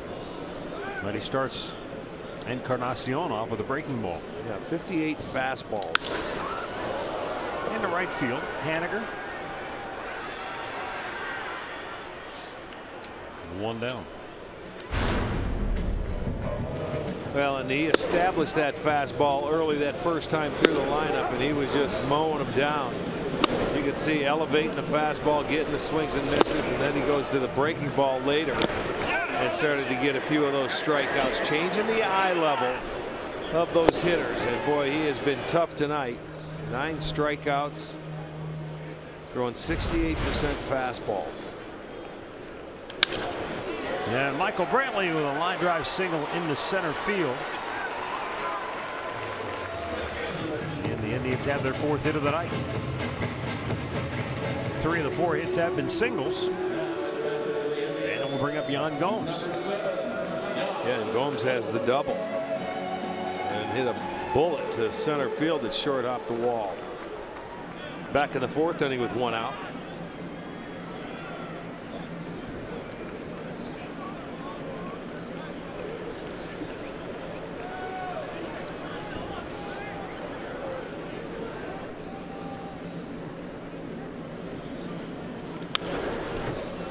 Yan Gomes fouling 1 straight back.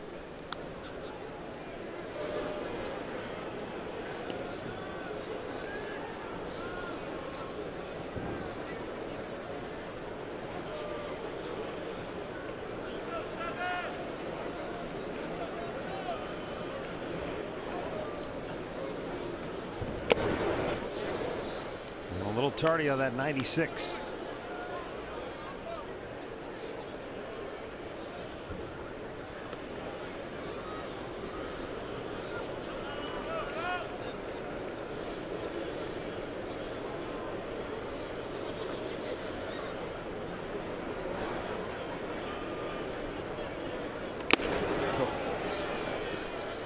Tell you what, he didn't mess around. Fastball in, fastball away, and comes back and challenges him. Look at it. Fastball in, fastball away, fastball up. 3 of them. Strikeout number 10. Ties the career high. Second time versus the Tribe that he's been able to get 10 strikeouts in a ball game.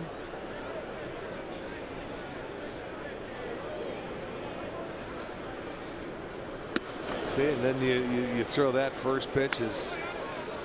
I'll tell you what, he's been very good tonight, and when he pitches like this and he can command that fastball, you're going to be in for a long night as a hitter, no doubt.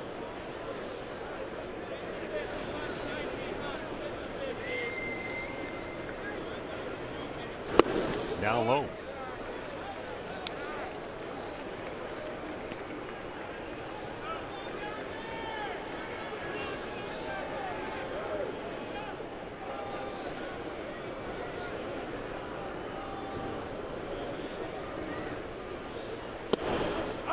Oh, Alonso doesn't like the call. It's a strike. You know, and when you look at the Mariners this year, they're 11-3 when they score 4 or more runs in a ball game. That ball might have been a little bit off. And just 2-7 when they score 3 or fewer, but they have 4 on the board, and the big man up there pitching very well on the bump.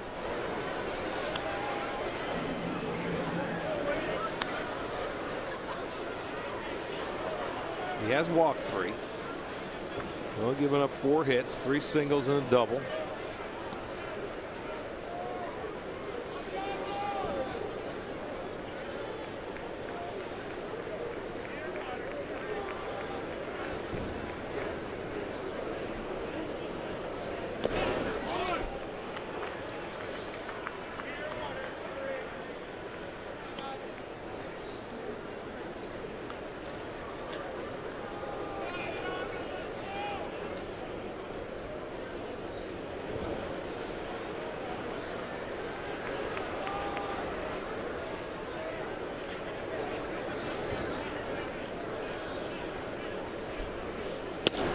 outside 98 miles an hour.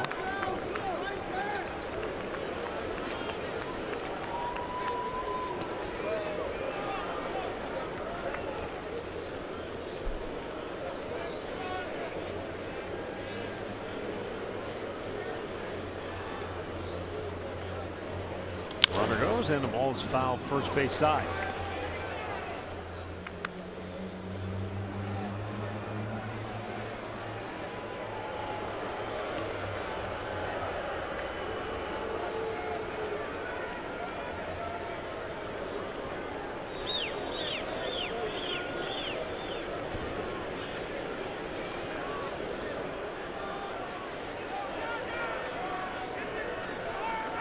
Runner off, 3-2, fouled back again. Oh, he fouled off a good pitch right there to stay alive. That was a tough one to get to. Borderline.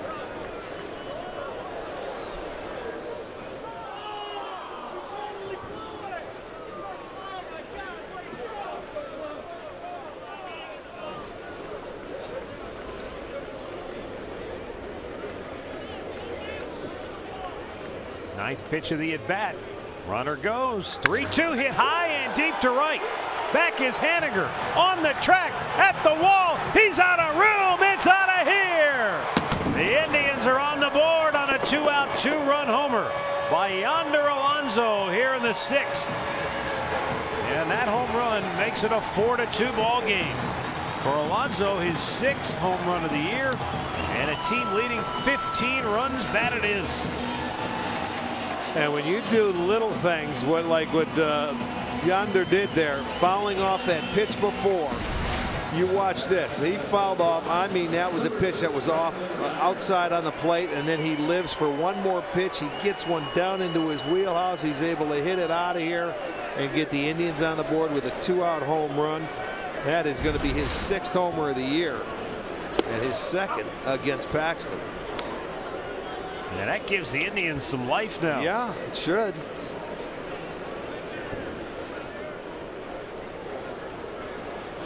Brandon Guyer takes down low. One swing of the bat will give you 2 runs. That you take it. Boy, as good as he's pitched tonight. Boy, fouled off a really good pitch prior to that. And now Guyer with a line drive to left, right at Gamble, and the inning is over. Well, Yonder Alonso sends one deep to right, and the Indians are within 2 as we go to the 7th.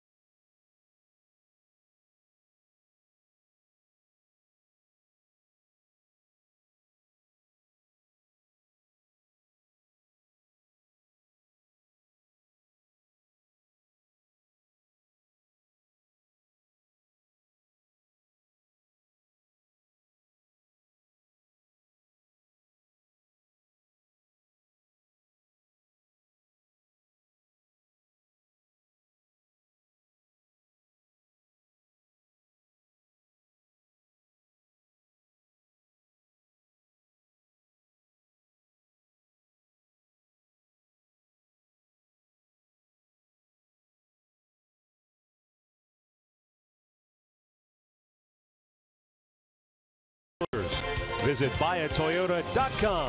Toyota, let's go places. And by the injury lawyers at Elk & Elk. Proud partners of the Cleveland Indians. Call 1-800-ELK, Ohio.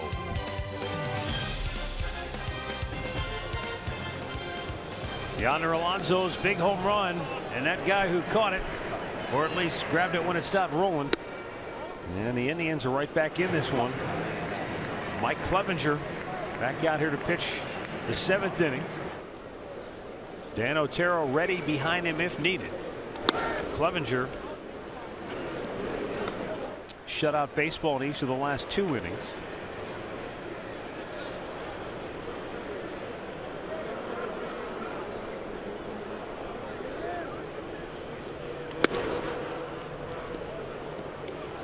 He breezed through the first 2 innings without allowing a hit, and then they were able to get him with 2 outs in the 3rd. They got a couple hits in the 4th, 1 in the 5th, and 1 in the 6th. That's not good. No, that is not good. The leadoff walk.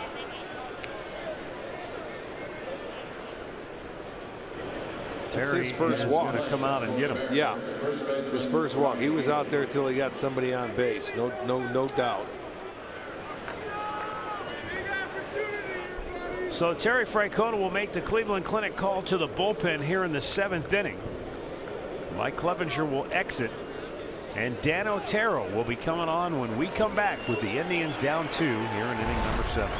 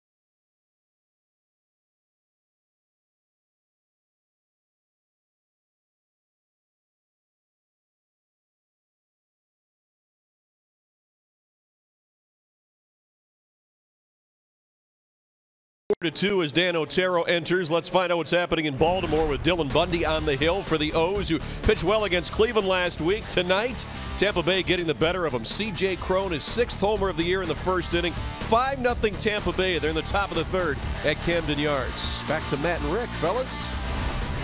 All right, thanks, Al. Here's Dan Otero.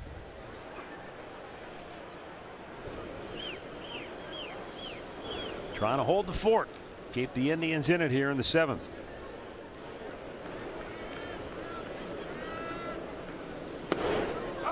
And Ryan Healy, who singled and scored back in the 3rd inning, takes a strike. Yeah, Danny, he took the loss in his first outing of the season against Seattle. You remember he gave up that home run to D. Gordon, but his last 4 outings have been scoreless, and 5 out of his 6 outings have been an inning plus.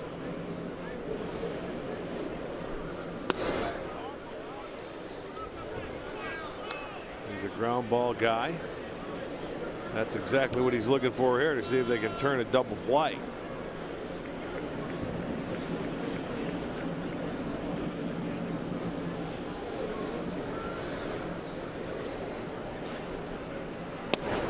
Gomes snap throw to first, but Gamble back easily with the dive.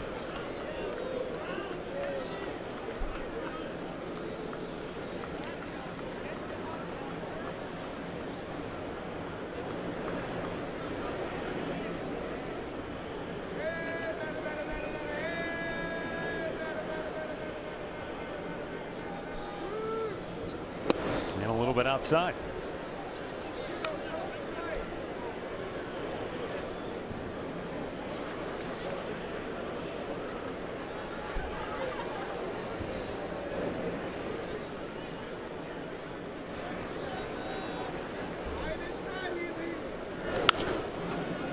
Back out of play.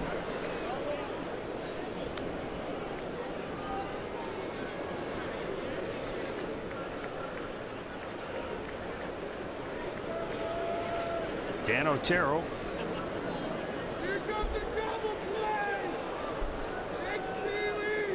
Last time out, an inning and a third of perfect relief. Ground ball to third. There you go. Ramirez to second for one on the first. That's Dano for you right there. Yes, it is. Gets the double play ball.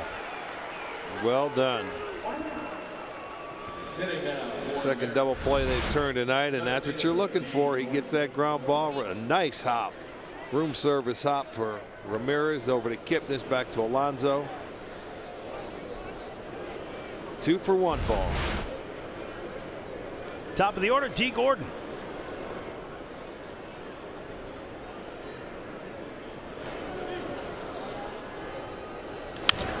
Slaps it over there. He was slapping it at Andre. Kia drive to success. D. Gordon bringing the speed game to Seattle. 9 out of 11 stolen bases on the year.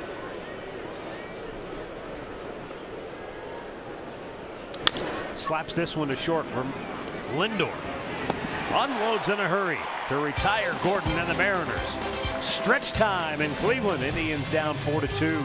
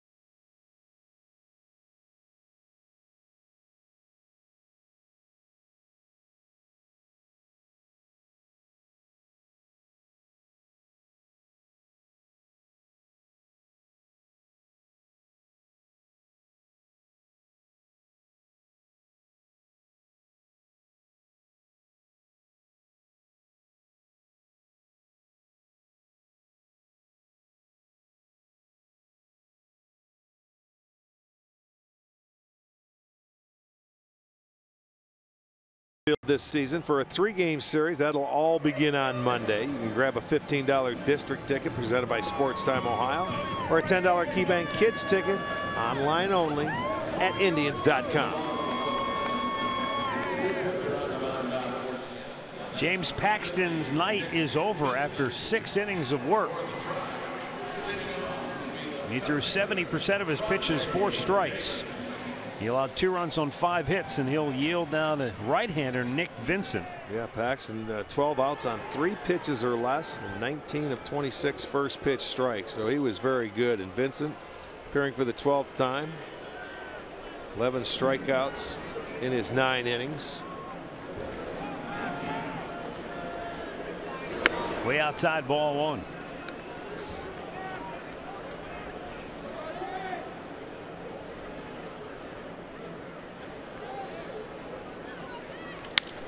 Slow chopper to short. Segura off balance, throwing a good stretch by Healy. And Rajay Davis is out number 1.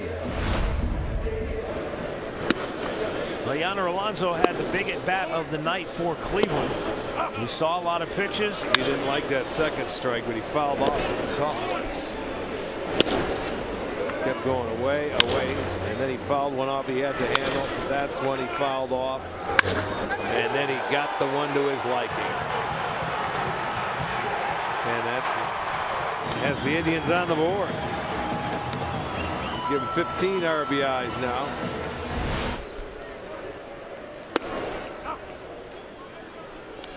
Francisco Lindor, 0 for 3, has struck out twice tonight.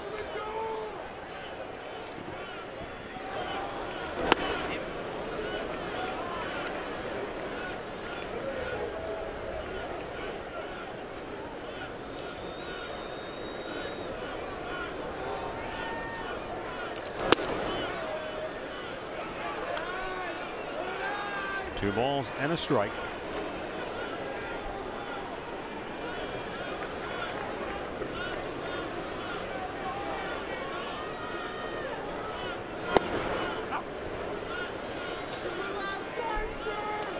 Nick Vincent evening the count.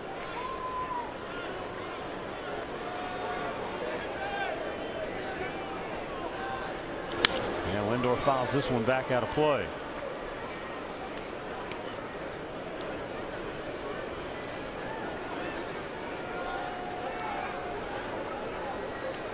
Nick Vincent, the workhorse for Seattle. Last year led the Seattle bullpen in appearances with 69 and ERA at 3.20. That got him, didn't it? Yeah, nicked him on the hand. Little cutter did get a piece of Maybe the Lindor. forearm, but he's aboard now, and that brings a tying run to the plate. You know, it's 86. It's a cutter. You can see he's up onto the side of the baseball, but as he puts the arms up, it catches him right on that back, right around the elbow. That deflects into the glove, and he will be gone because they're going to get another one. I don't know if Zepchinski's up. It'll be a left-hander, I think, for Kip. Yeah, it is. Mark Zepchinski.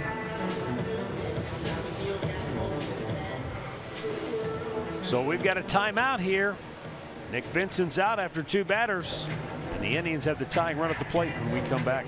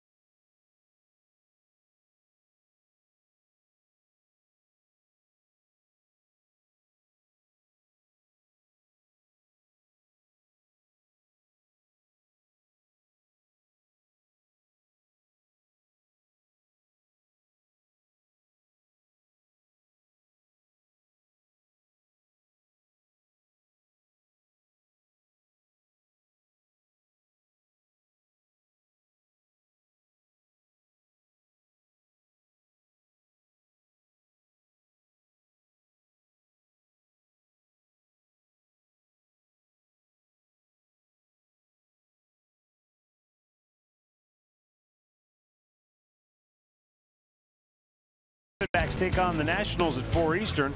Then Yankees Angels at 8. It all happens Saturday on FS1 or stream it live on Fox Sports Go.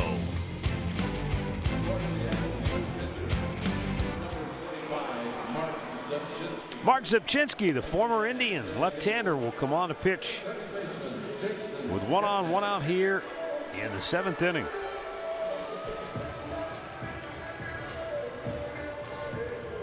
Zepchinski will be facing Jason Kipnis.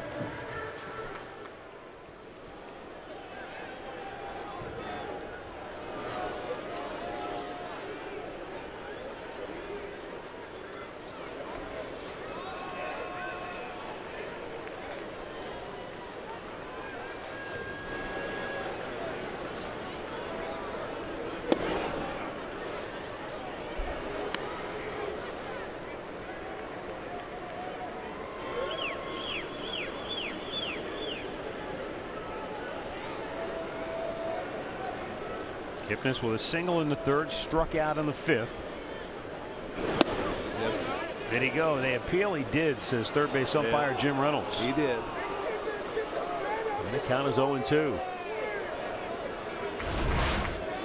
Take a look at it from the side. He got out there a little too far. Couldn't check it.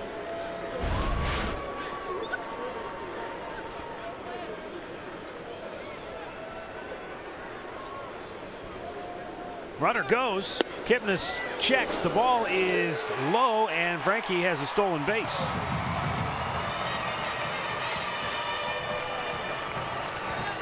To a degree, it's a high-risk stolen base, but he stays out of the double play now. He must have had a read on Zipchinski where he realized he was probably going to throw a breaking ball in that situation, in that count, and try and get Kipnis to chase it. So he picked the right pitch to run on, and now he's in scoring position. But you're right. If you run it this time, you have to make it. That's all.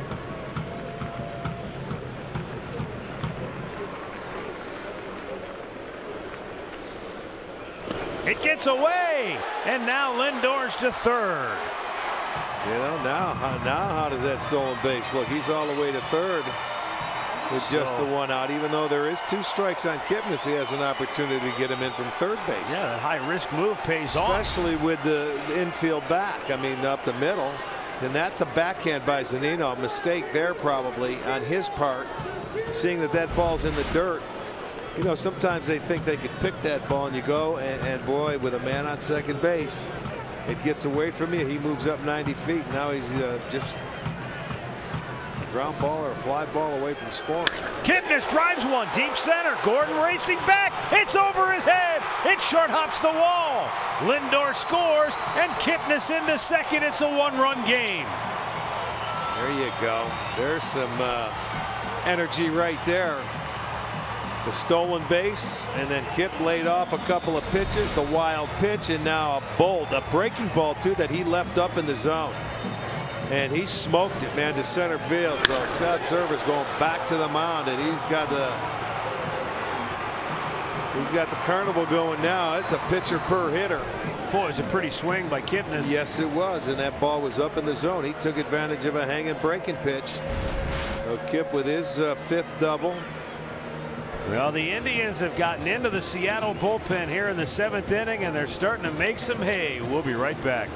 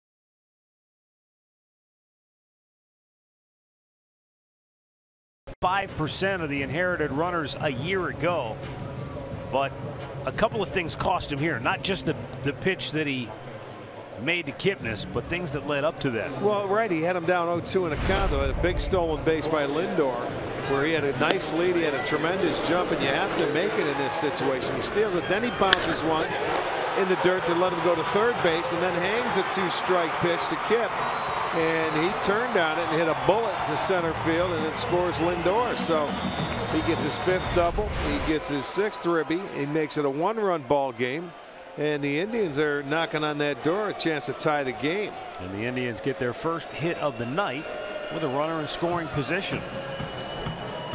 So Jose Ramirez 0 for 3 steps in against Dan Altavilla.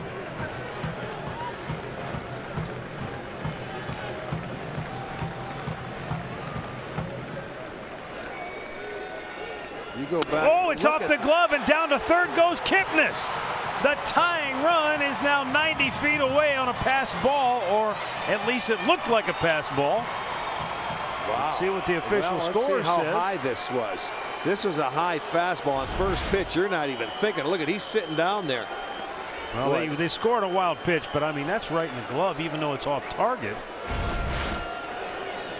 Well, if you remember, all 3 games to open the year against Seattle were 1-run ball games.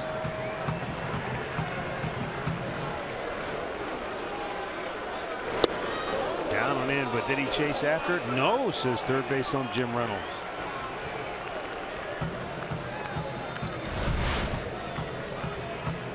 No.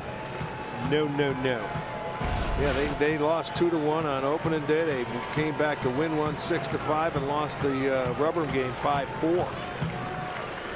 Now the 2-0 to Ramirez with the infield in, a smash right back, 98 miles an hour. Man, oh man. Yeah, he's getting it up there. But hitters, I mean, you got to love it as a hitter. When you've got a man on third, you have less than 2 outs, and you have the infield in. I guess that's why he's tough to hit. Only a .184 average against.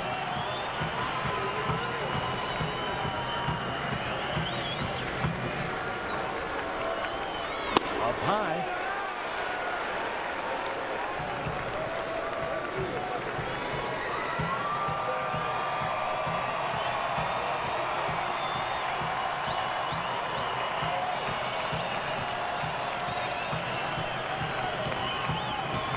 Now the 3-1.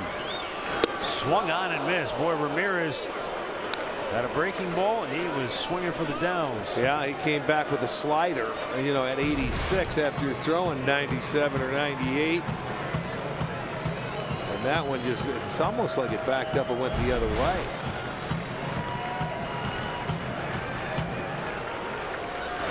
Yes, he did. They appeal, and third base umpire Jim Reynolds agrees. 2 down. Boy, he a couple of different pitches. He went down and in. It was a ball. He wasn't going to give in. And he got Ramirez, who wanted to drive that run in. And you can see he did go. So he gets a big strikeout on a ball that was out of the zone. So they're going to need a little help here from Encarnacion. So Edwin is 0 for 3 tonight, has struck out twice. But the tying run stands at third base. We've had a wild pitch, a couple of wild pitches in the inning. Edwin drives one toward right center field. It drops a base hit. The Indians have tied the game. How about that? Kipnis comes home to score. Encarnacion's 9th run batted in on the year. A big 2-out base hit, and he jumped. He was not going to spot him anything. He got after him early, and it was a high fastball. But boy, he got enough of it, and it falls in front of Haniger out in right field. It was a high fastball, and he fights it off, shoots it out to right field. So the Indians get their big 2-out base hit, and we are back to even here in the 7th inning. Well, that run will be charged to Zepchinski. Well, both relievers have given up an inherited runner.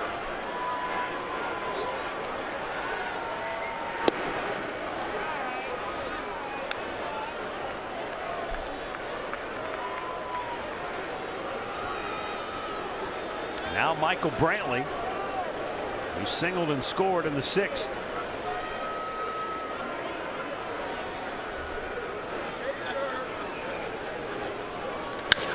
Center field. Back goes Gordon. Makes the catch. The Indians get 2 runs on 2 hits off the Mariners bullpen here in the 7th, and we are tied at 4.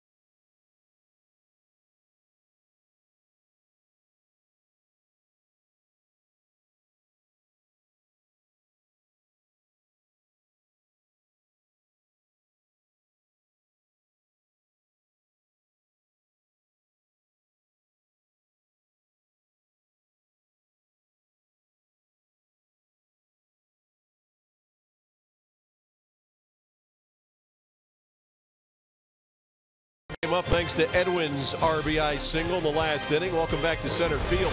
Along with Jensen Lewis, Al Pulowski. Boy, this Indians team, like last year and the year before that, just never give up. Yonder Alonso likes to hit off James Paxton. We know nice that. too. But a couple of key sequences in that inning, a couple of big pass balls helped the Indians tie it up. Plenty to talk about at Indians Live. It's brought to you by Conrad's Tire Express and Total Car Care. It immediately follows this one. Let's send it back upstairs now. Matt and Rick, take it away. All right, thanks, guys. And because the Indians rallied, that takes Clevenger off the hook, and that means his streak of staying unbeaten will stay intact. Dan Otero. And Gene Segura fouls one out of play. Segura 1 out of 3. He doubled in a run and scored in the 3rd inning.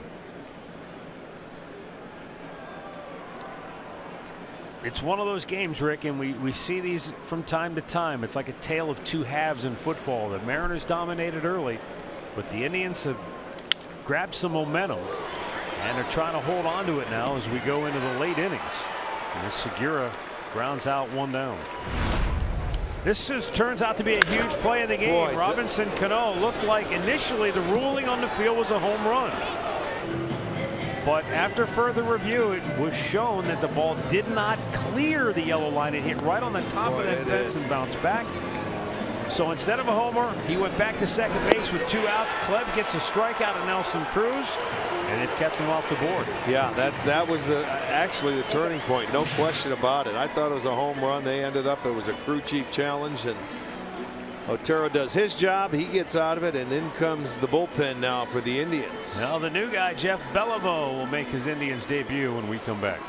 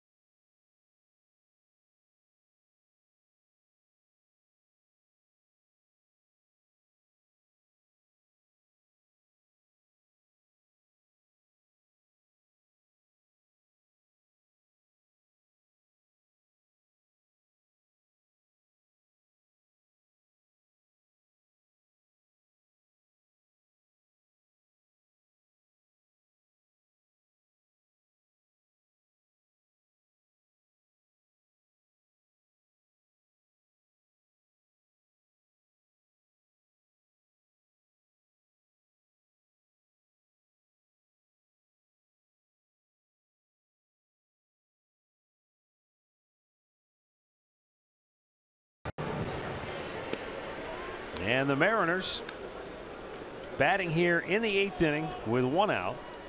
And Jeff Beliveau coming on now for the Indians. Making his Indians debut.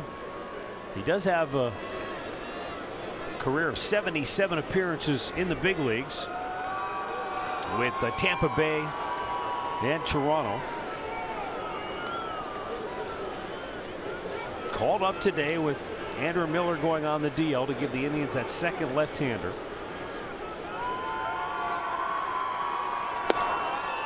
And a heck of a spot for the young man to make his debut. He's not young, he's 31, so he's been around. But I mean, here's your debut, kid. Go get him. Yeah, you got Robinson Cano in a tie game. He was 2 for 2. He's driven 2 for 2, driven in a run.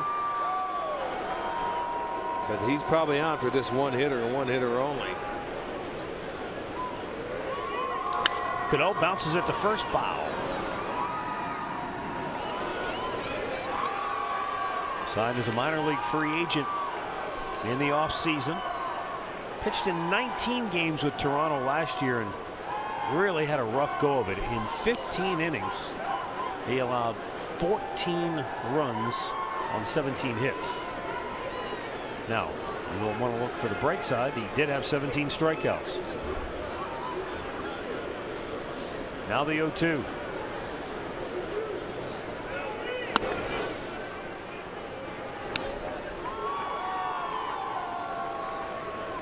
Prior to that, his longest stint in the big leagues was back in 14 with Tampa Bay, and in 30 games he had a 2.63 ERA. And sometimes with situational lefties, you get a couple of bad outings, and that's all it takes. Tough to overcome. The 1-2 struck him out looking. Oh, Jeff Beliveau's Indians debut is a thing of beauty as he strikes out a man who has done nothing but torment the tribe since he came to the big leagues, Robinson Cano. Well, here you go. He just throws that fastball on the outside edge, and Cano could not pull the trigger. So guess what? Nice night work. May not have to shower after this with only number of pitches he threw, but he got his strikeout. So Beliveau is out. And with 2 down, Tito goes back to the bullpen for his 3rd pitcher of the inning.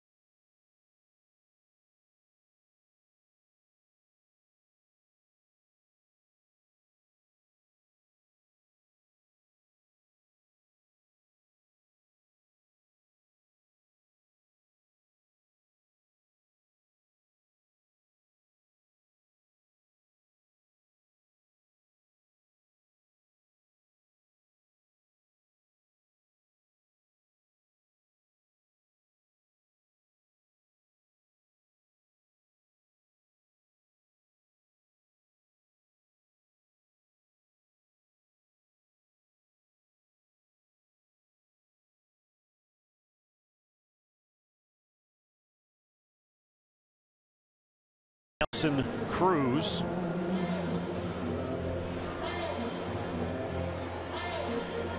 And then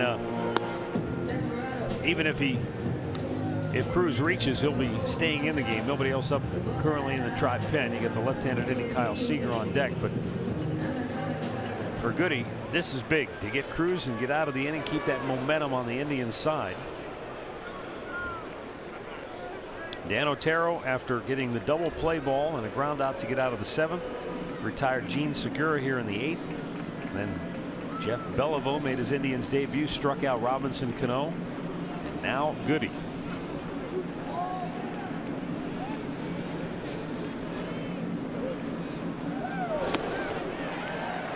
And Cruz went up there guessing, chased a breaking ball out of the zone, strike 1.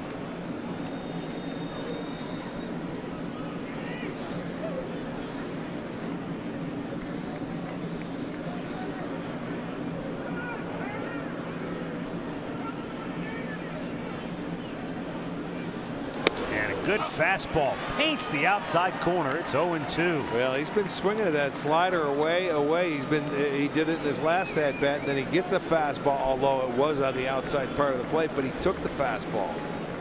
Probably sitting on that slider. Up and away with a fastball, 1-2.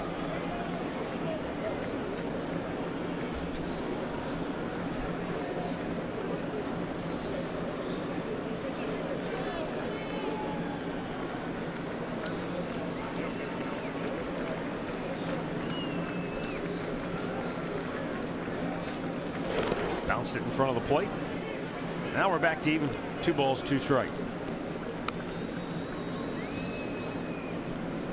Cruz fly to left in the second, bounced into an inning-ending fielder's choice in the third, struck out swinging to end the 5th inning. But anytime this guy steps to the plate, dangerous.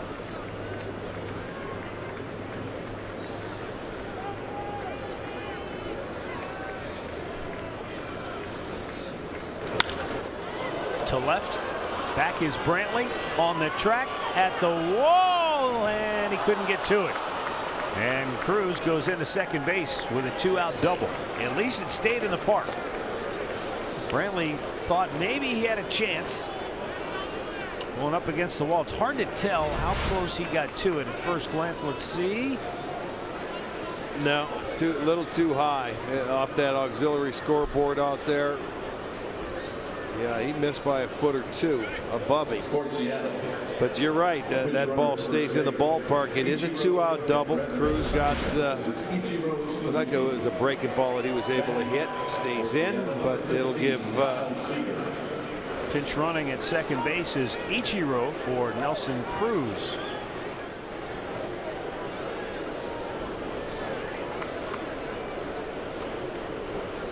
Representing the go-ahead run now Kyle Seager, 2 for 3 on the night.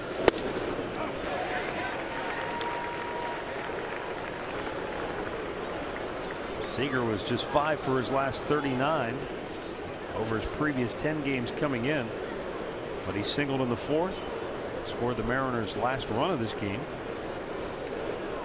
He also singled in the 6th. Downstairs 1-1.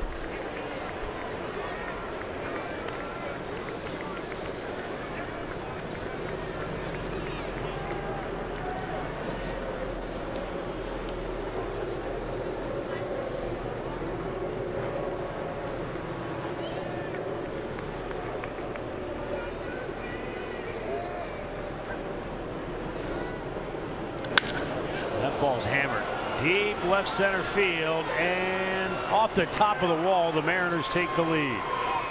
Ichiro scores. It's back-to-back wall-banging doubles for the Mariners here in the 8th inning, and they lead it 5-4.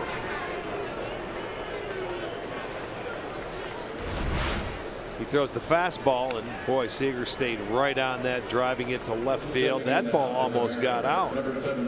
You'll see how close it was. Boy, way up off the green part of that wall. So two wall balls have Seattle coming back, taking the lead with 2 outs. They did this back in the 3rd inning. Had the first 2 out. They ended up putting 3 on the board. They're going to intentionally walk Mitch Haniger. And Mike Zunino will bat with 2 on and 2 out.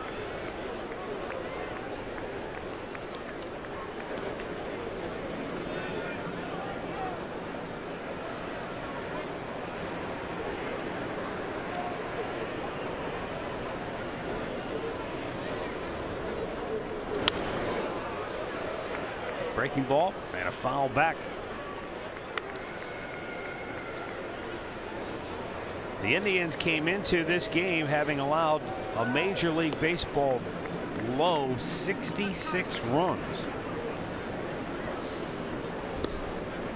And as I mentioned earlier, 17 out of the 22 games they had played, they'd given up 3 runs or less. But Seattle putting up 5 here tonight, and they take a 1-run lead thanks in part to the clutch hitting. They're 7 for 14 with 2 outs tonight.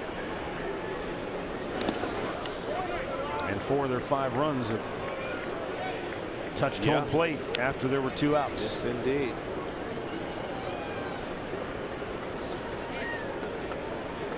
You know, again, in this inning, just like that 3rd, they had the first 2 men out. And then they were able to, you know, get back-to-back hits. They did it 4 straight hits in the 3rd. They've had 2, and now the intentional walk. So Goody going to try and keep it a 1-run game and get out of this inning. Out in front, 1-2.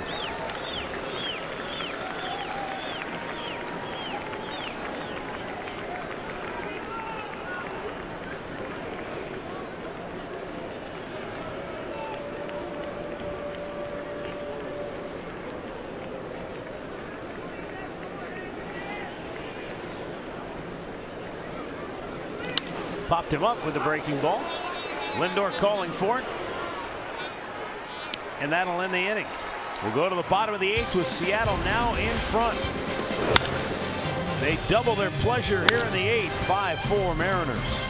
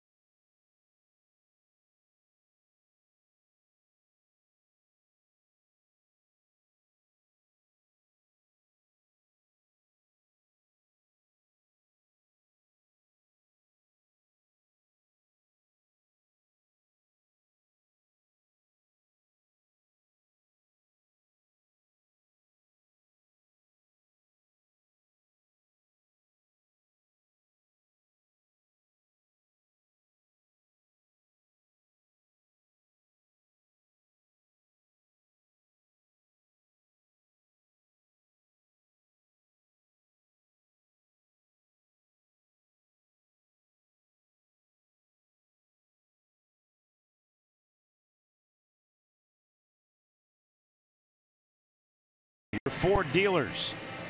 Mitch Haniger, who has a knack for being streaky, held in check tonight. But the Mariners' 2-out hitting is more than made up for that. James Paxton, he was dominant. Indians getting to the Seattle bullpen to tie this game up. But then the Mariners able to push ahead in the top half of this 8th inning. So here in the bottom of the 8th, Juan Nicasio on to try and hold the lead for the Mariners. Nicasio, then Edwin Diaz. That's the back end of the Mariner bullpen. And the Indians, with 6 outs left, have Gomes, Alonso, and Geyer due up here.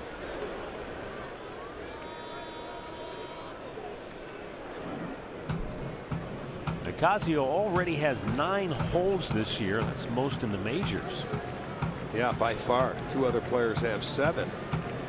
And how about this? Seattle has not lost a game when he has pitched. They're 11-0 when he has appeared.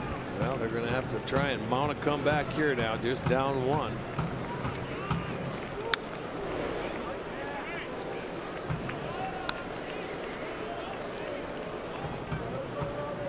And that's just the way the season has gone with these 2 teams. Boy, 1-run baseball games.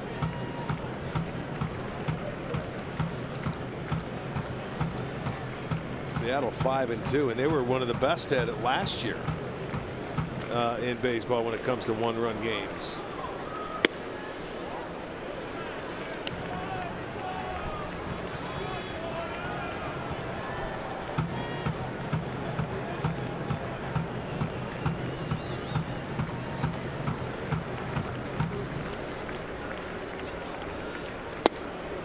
That's called a strike. Looked low. Gomes not happy about it.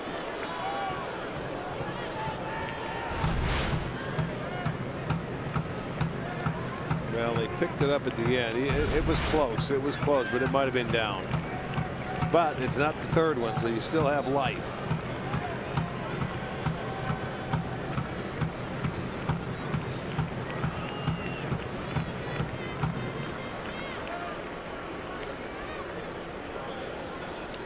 Slowly tap.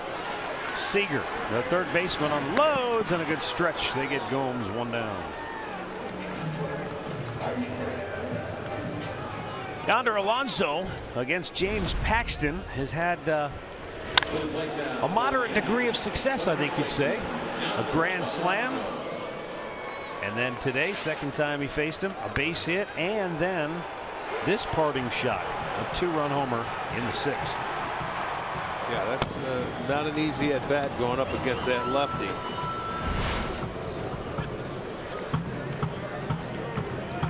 See Naquin coming out on deck for Geyer, and then I'm sure Zimmer, should he have a chance to hit, he may be hitting for Davis.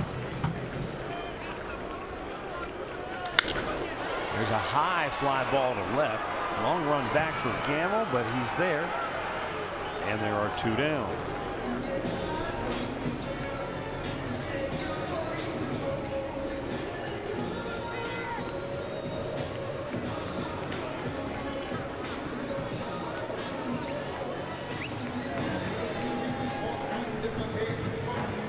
For the drive, batting for Geyer will be number 30, Tyler Naquin.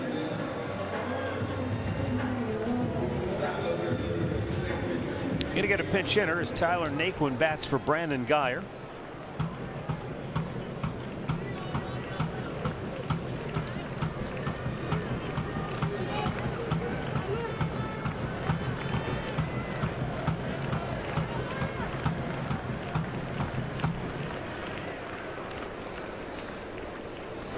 Pitch is outside, ball 1.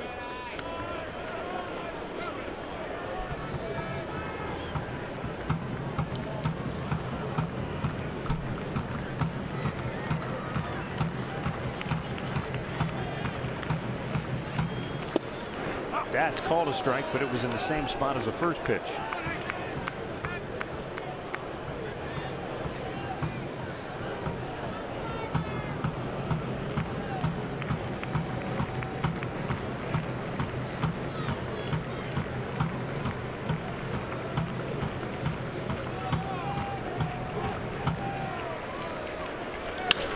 Out of play.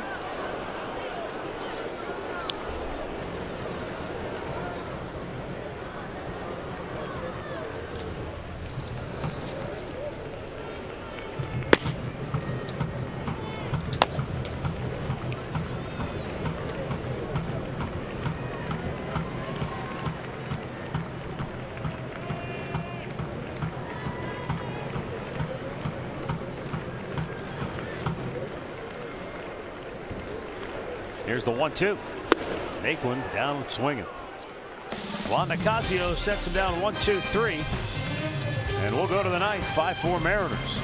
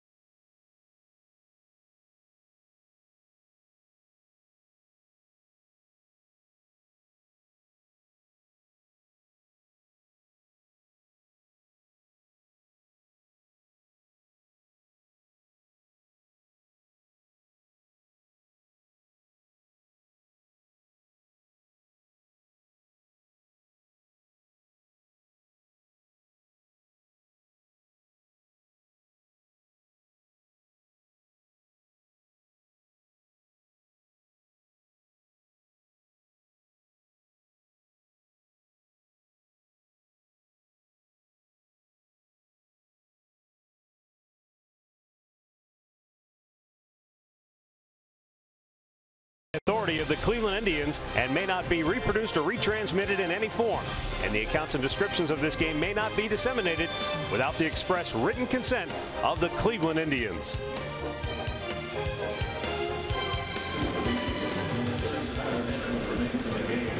(5-4) Seattle on top. And here in the ninth inning, Zach McAllister will come on to pitch for the Indians.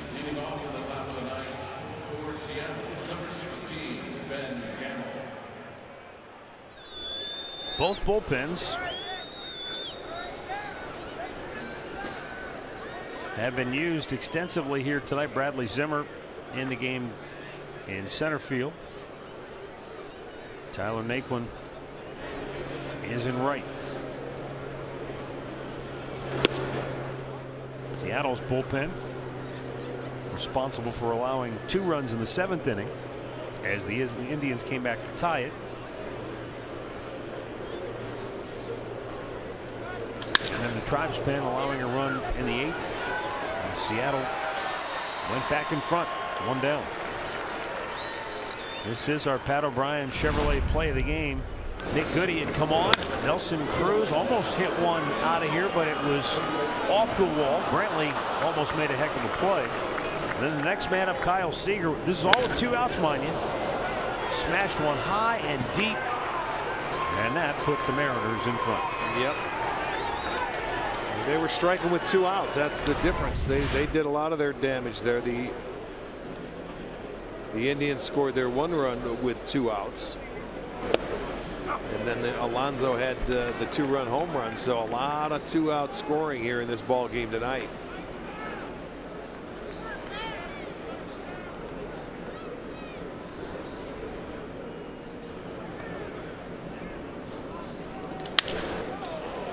To right field, Tyler Naquin is there.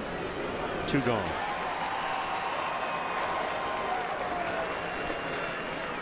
Takes us to the top of the order, and D. Gordon.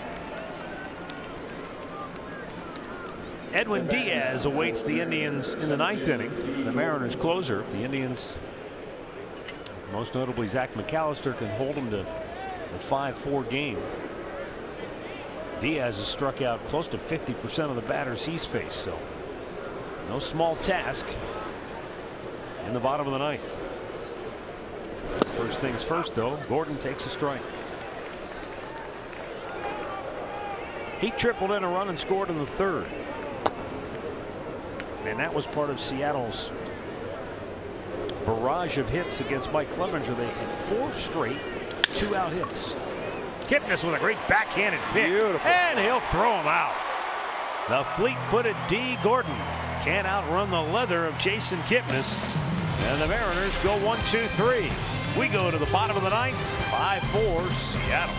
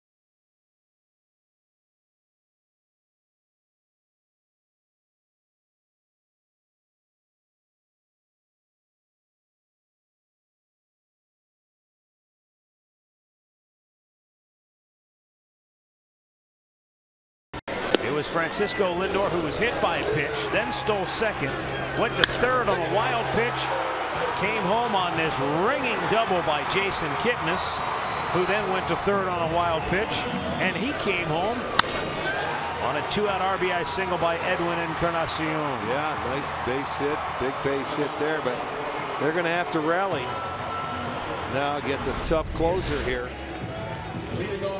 Bradley Zimmer will lead it off. Edwin Diaz He is a tough one. He's 10 for 10 in save situations. 23 strikeouts in 12 1/3 innings. This guy's got a nasty slider, and he can get it up there too, velocity-wise. Now, 47% of the hitters that he has faced have gone down on strikes. But we have seen him wild. You remember, if you can get a base runner, you can put pressure on him.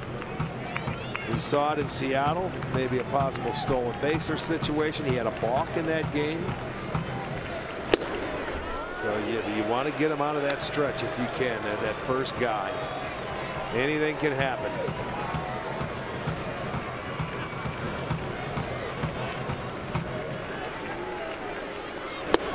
Zimmer turning it loose on the 2-0 pitch. I know the two outfielders, Gordon in center, Haniger in right, playing deep. Very shallow for Gamble in left.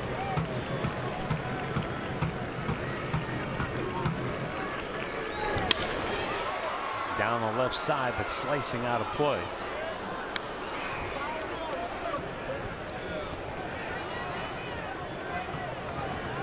Yeah, you almost do a double take when you see that, don't you? 10 saves. 10 saves. Come on, I can't have 10 saves. Yeah, he does. Yes, he does. He's 10 out of 10.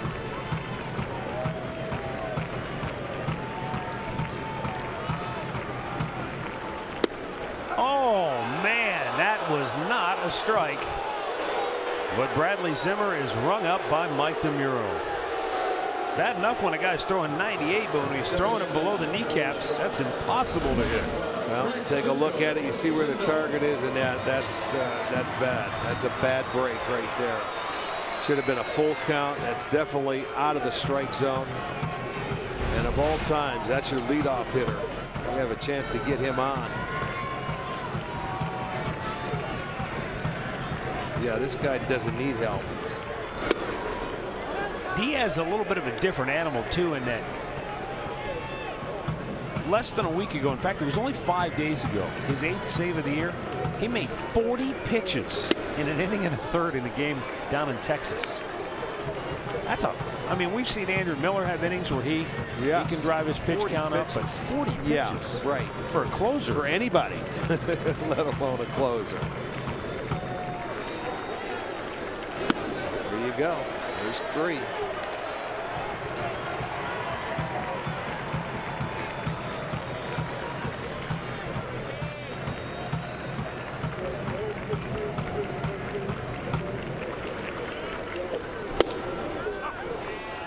.97 on the black for a strike. It's 3-1.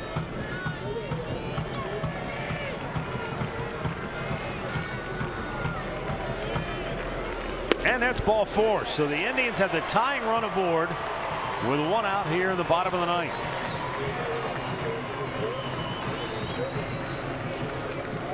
Now to the plate for the drop.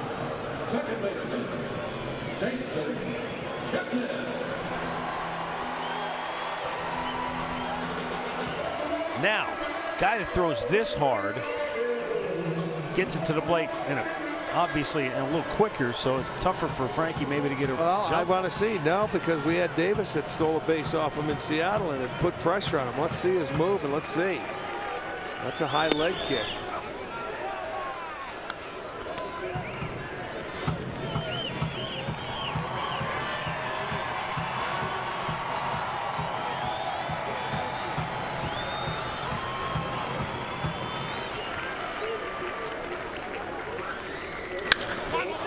Popped him up.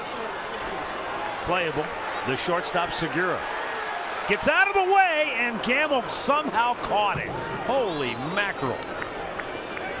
Segura must have heard Gamble call for it, because he bailed, and at the last second Gamble just sort of, I think it was a basket catch. It was. It was. He's coming in. He's underneath it, but here comes Gamble, and you're right. It is a basket right into the bread basket. That was not an easy play. Not the way they drew it up, huh? Right. No siree. Boy, that'll the manager's probably looking out and saying, please, someone call for it. Well, here's Jose Ramirez. There's one guy in this lineup that can turn around a fastball. It's him. And they pitch out, nothing doing. Well, they were going to take a chance thinking maybe that Lindor was running and they choose the first pitch to pitch out on, but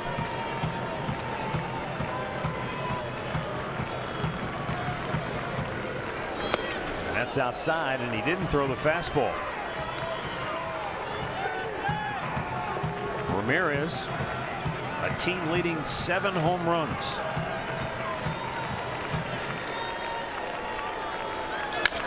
Chops it foul. Jose 0 for 4 on the night.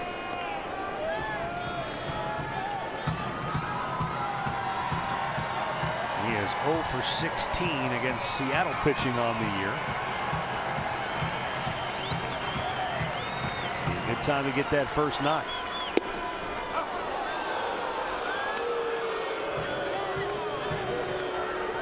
Borderline pitch called a strike, and now it's 2-2 with 2 down in the bottom of the 9th and tying run at first base.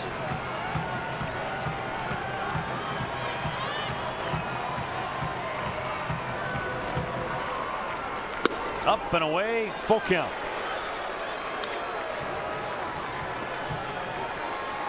So let's see what they do with first baseman Ryan Healy.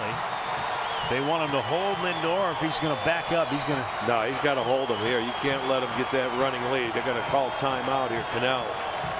He's trying to call timeout, but he doesn't get it called. Lindor takes off, and Ramirez fouls it back. There was some miscommunication. There was. He was halfway in the infield trying to waving his hands to get a timeout. He's trying to get the attention of somebody, maybe Manny Acta. See who's responsible for setting the defense. Now Healy backs up behind Lindor. Let's see. He's going to play in case Ramirez pulls it. There he goes, and a 3-2 swung on and missed.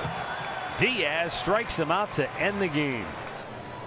Hard-fought ball game. The Indians come up short. Seattle wins the opener of the series by a final score of 5-4, and Edwin Diaz notches his 11th save of the year as he strikes out Ramirez with a breaking ball to end the game.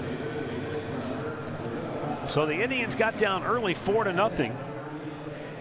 Fought back, tied it up. Seattle went ahead, and they had an opportunity here in the 9th. But Diaz, he's pretty good, man. That's 11 for 11 now on the year. He's got electric stuff, boy. He sure does. So with the win, Seattle goes to 14-10. The Indians are now 13-10, and Seattle's won 3 out of 4 from the Indians on the year. This is the first game of a 4-game series here. All one-run games now. Four games. That's the right. First 3 in Seattle, all one-run coming into Cleveland, and they win another one. They win it 5-4, so they get 12 wins now when they can score 4 or more runs. They're 12-3. Well, Al and Jensen, there are multiple storylines and multiple ways to look at this one and break it down. I know you guys will have fun over the next half hour or so trying to figure out what went wrong for the Tribe here tonight. Yeah, man, number of different things for sure, Jensen. It looked good for a while. The Indians down 4-0. They come back. They tie the game at 4. You felt like here we go again with the Tribe. Another comeback win almost in the offing. James Paxton was phenomenal with his fastball tonight, and we'll obviously break that down on Indians Live coming up. But I think the resolve of this team, they capitalized on some breaks late in this ball game. But you saw when you don't have Andrew Miller in this game and you have guys that are still auditioning for some big time roles, these things can tend to happen. All right, join us for Indians Live. It's straight ahead right here on Sports Time Ohio, as coming back to win tonight, the Mariners, after the Indians came back to erase a 4-0 deficit. So we'll break it all down in just moments. Mariners 5, Indians 4. Indians Live straight ahead.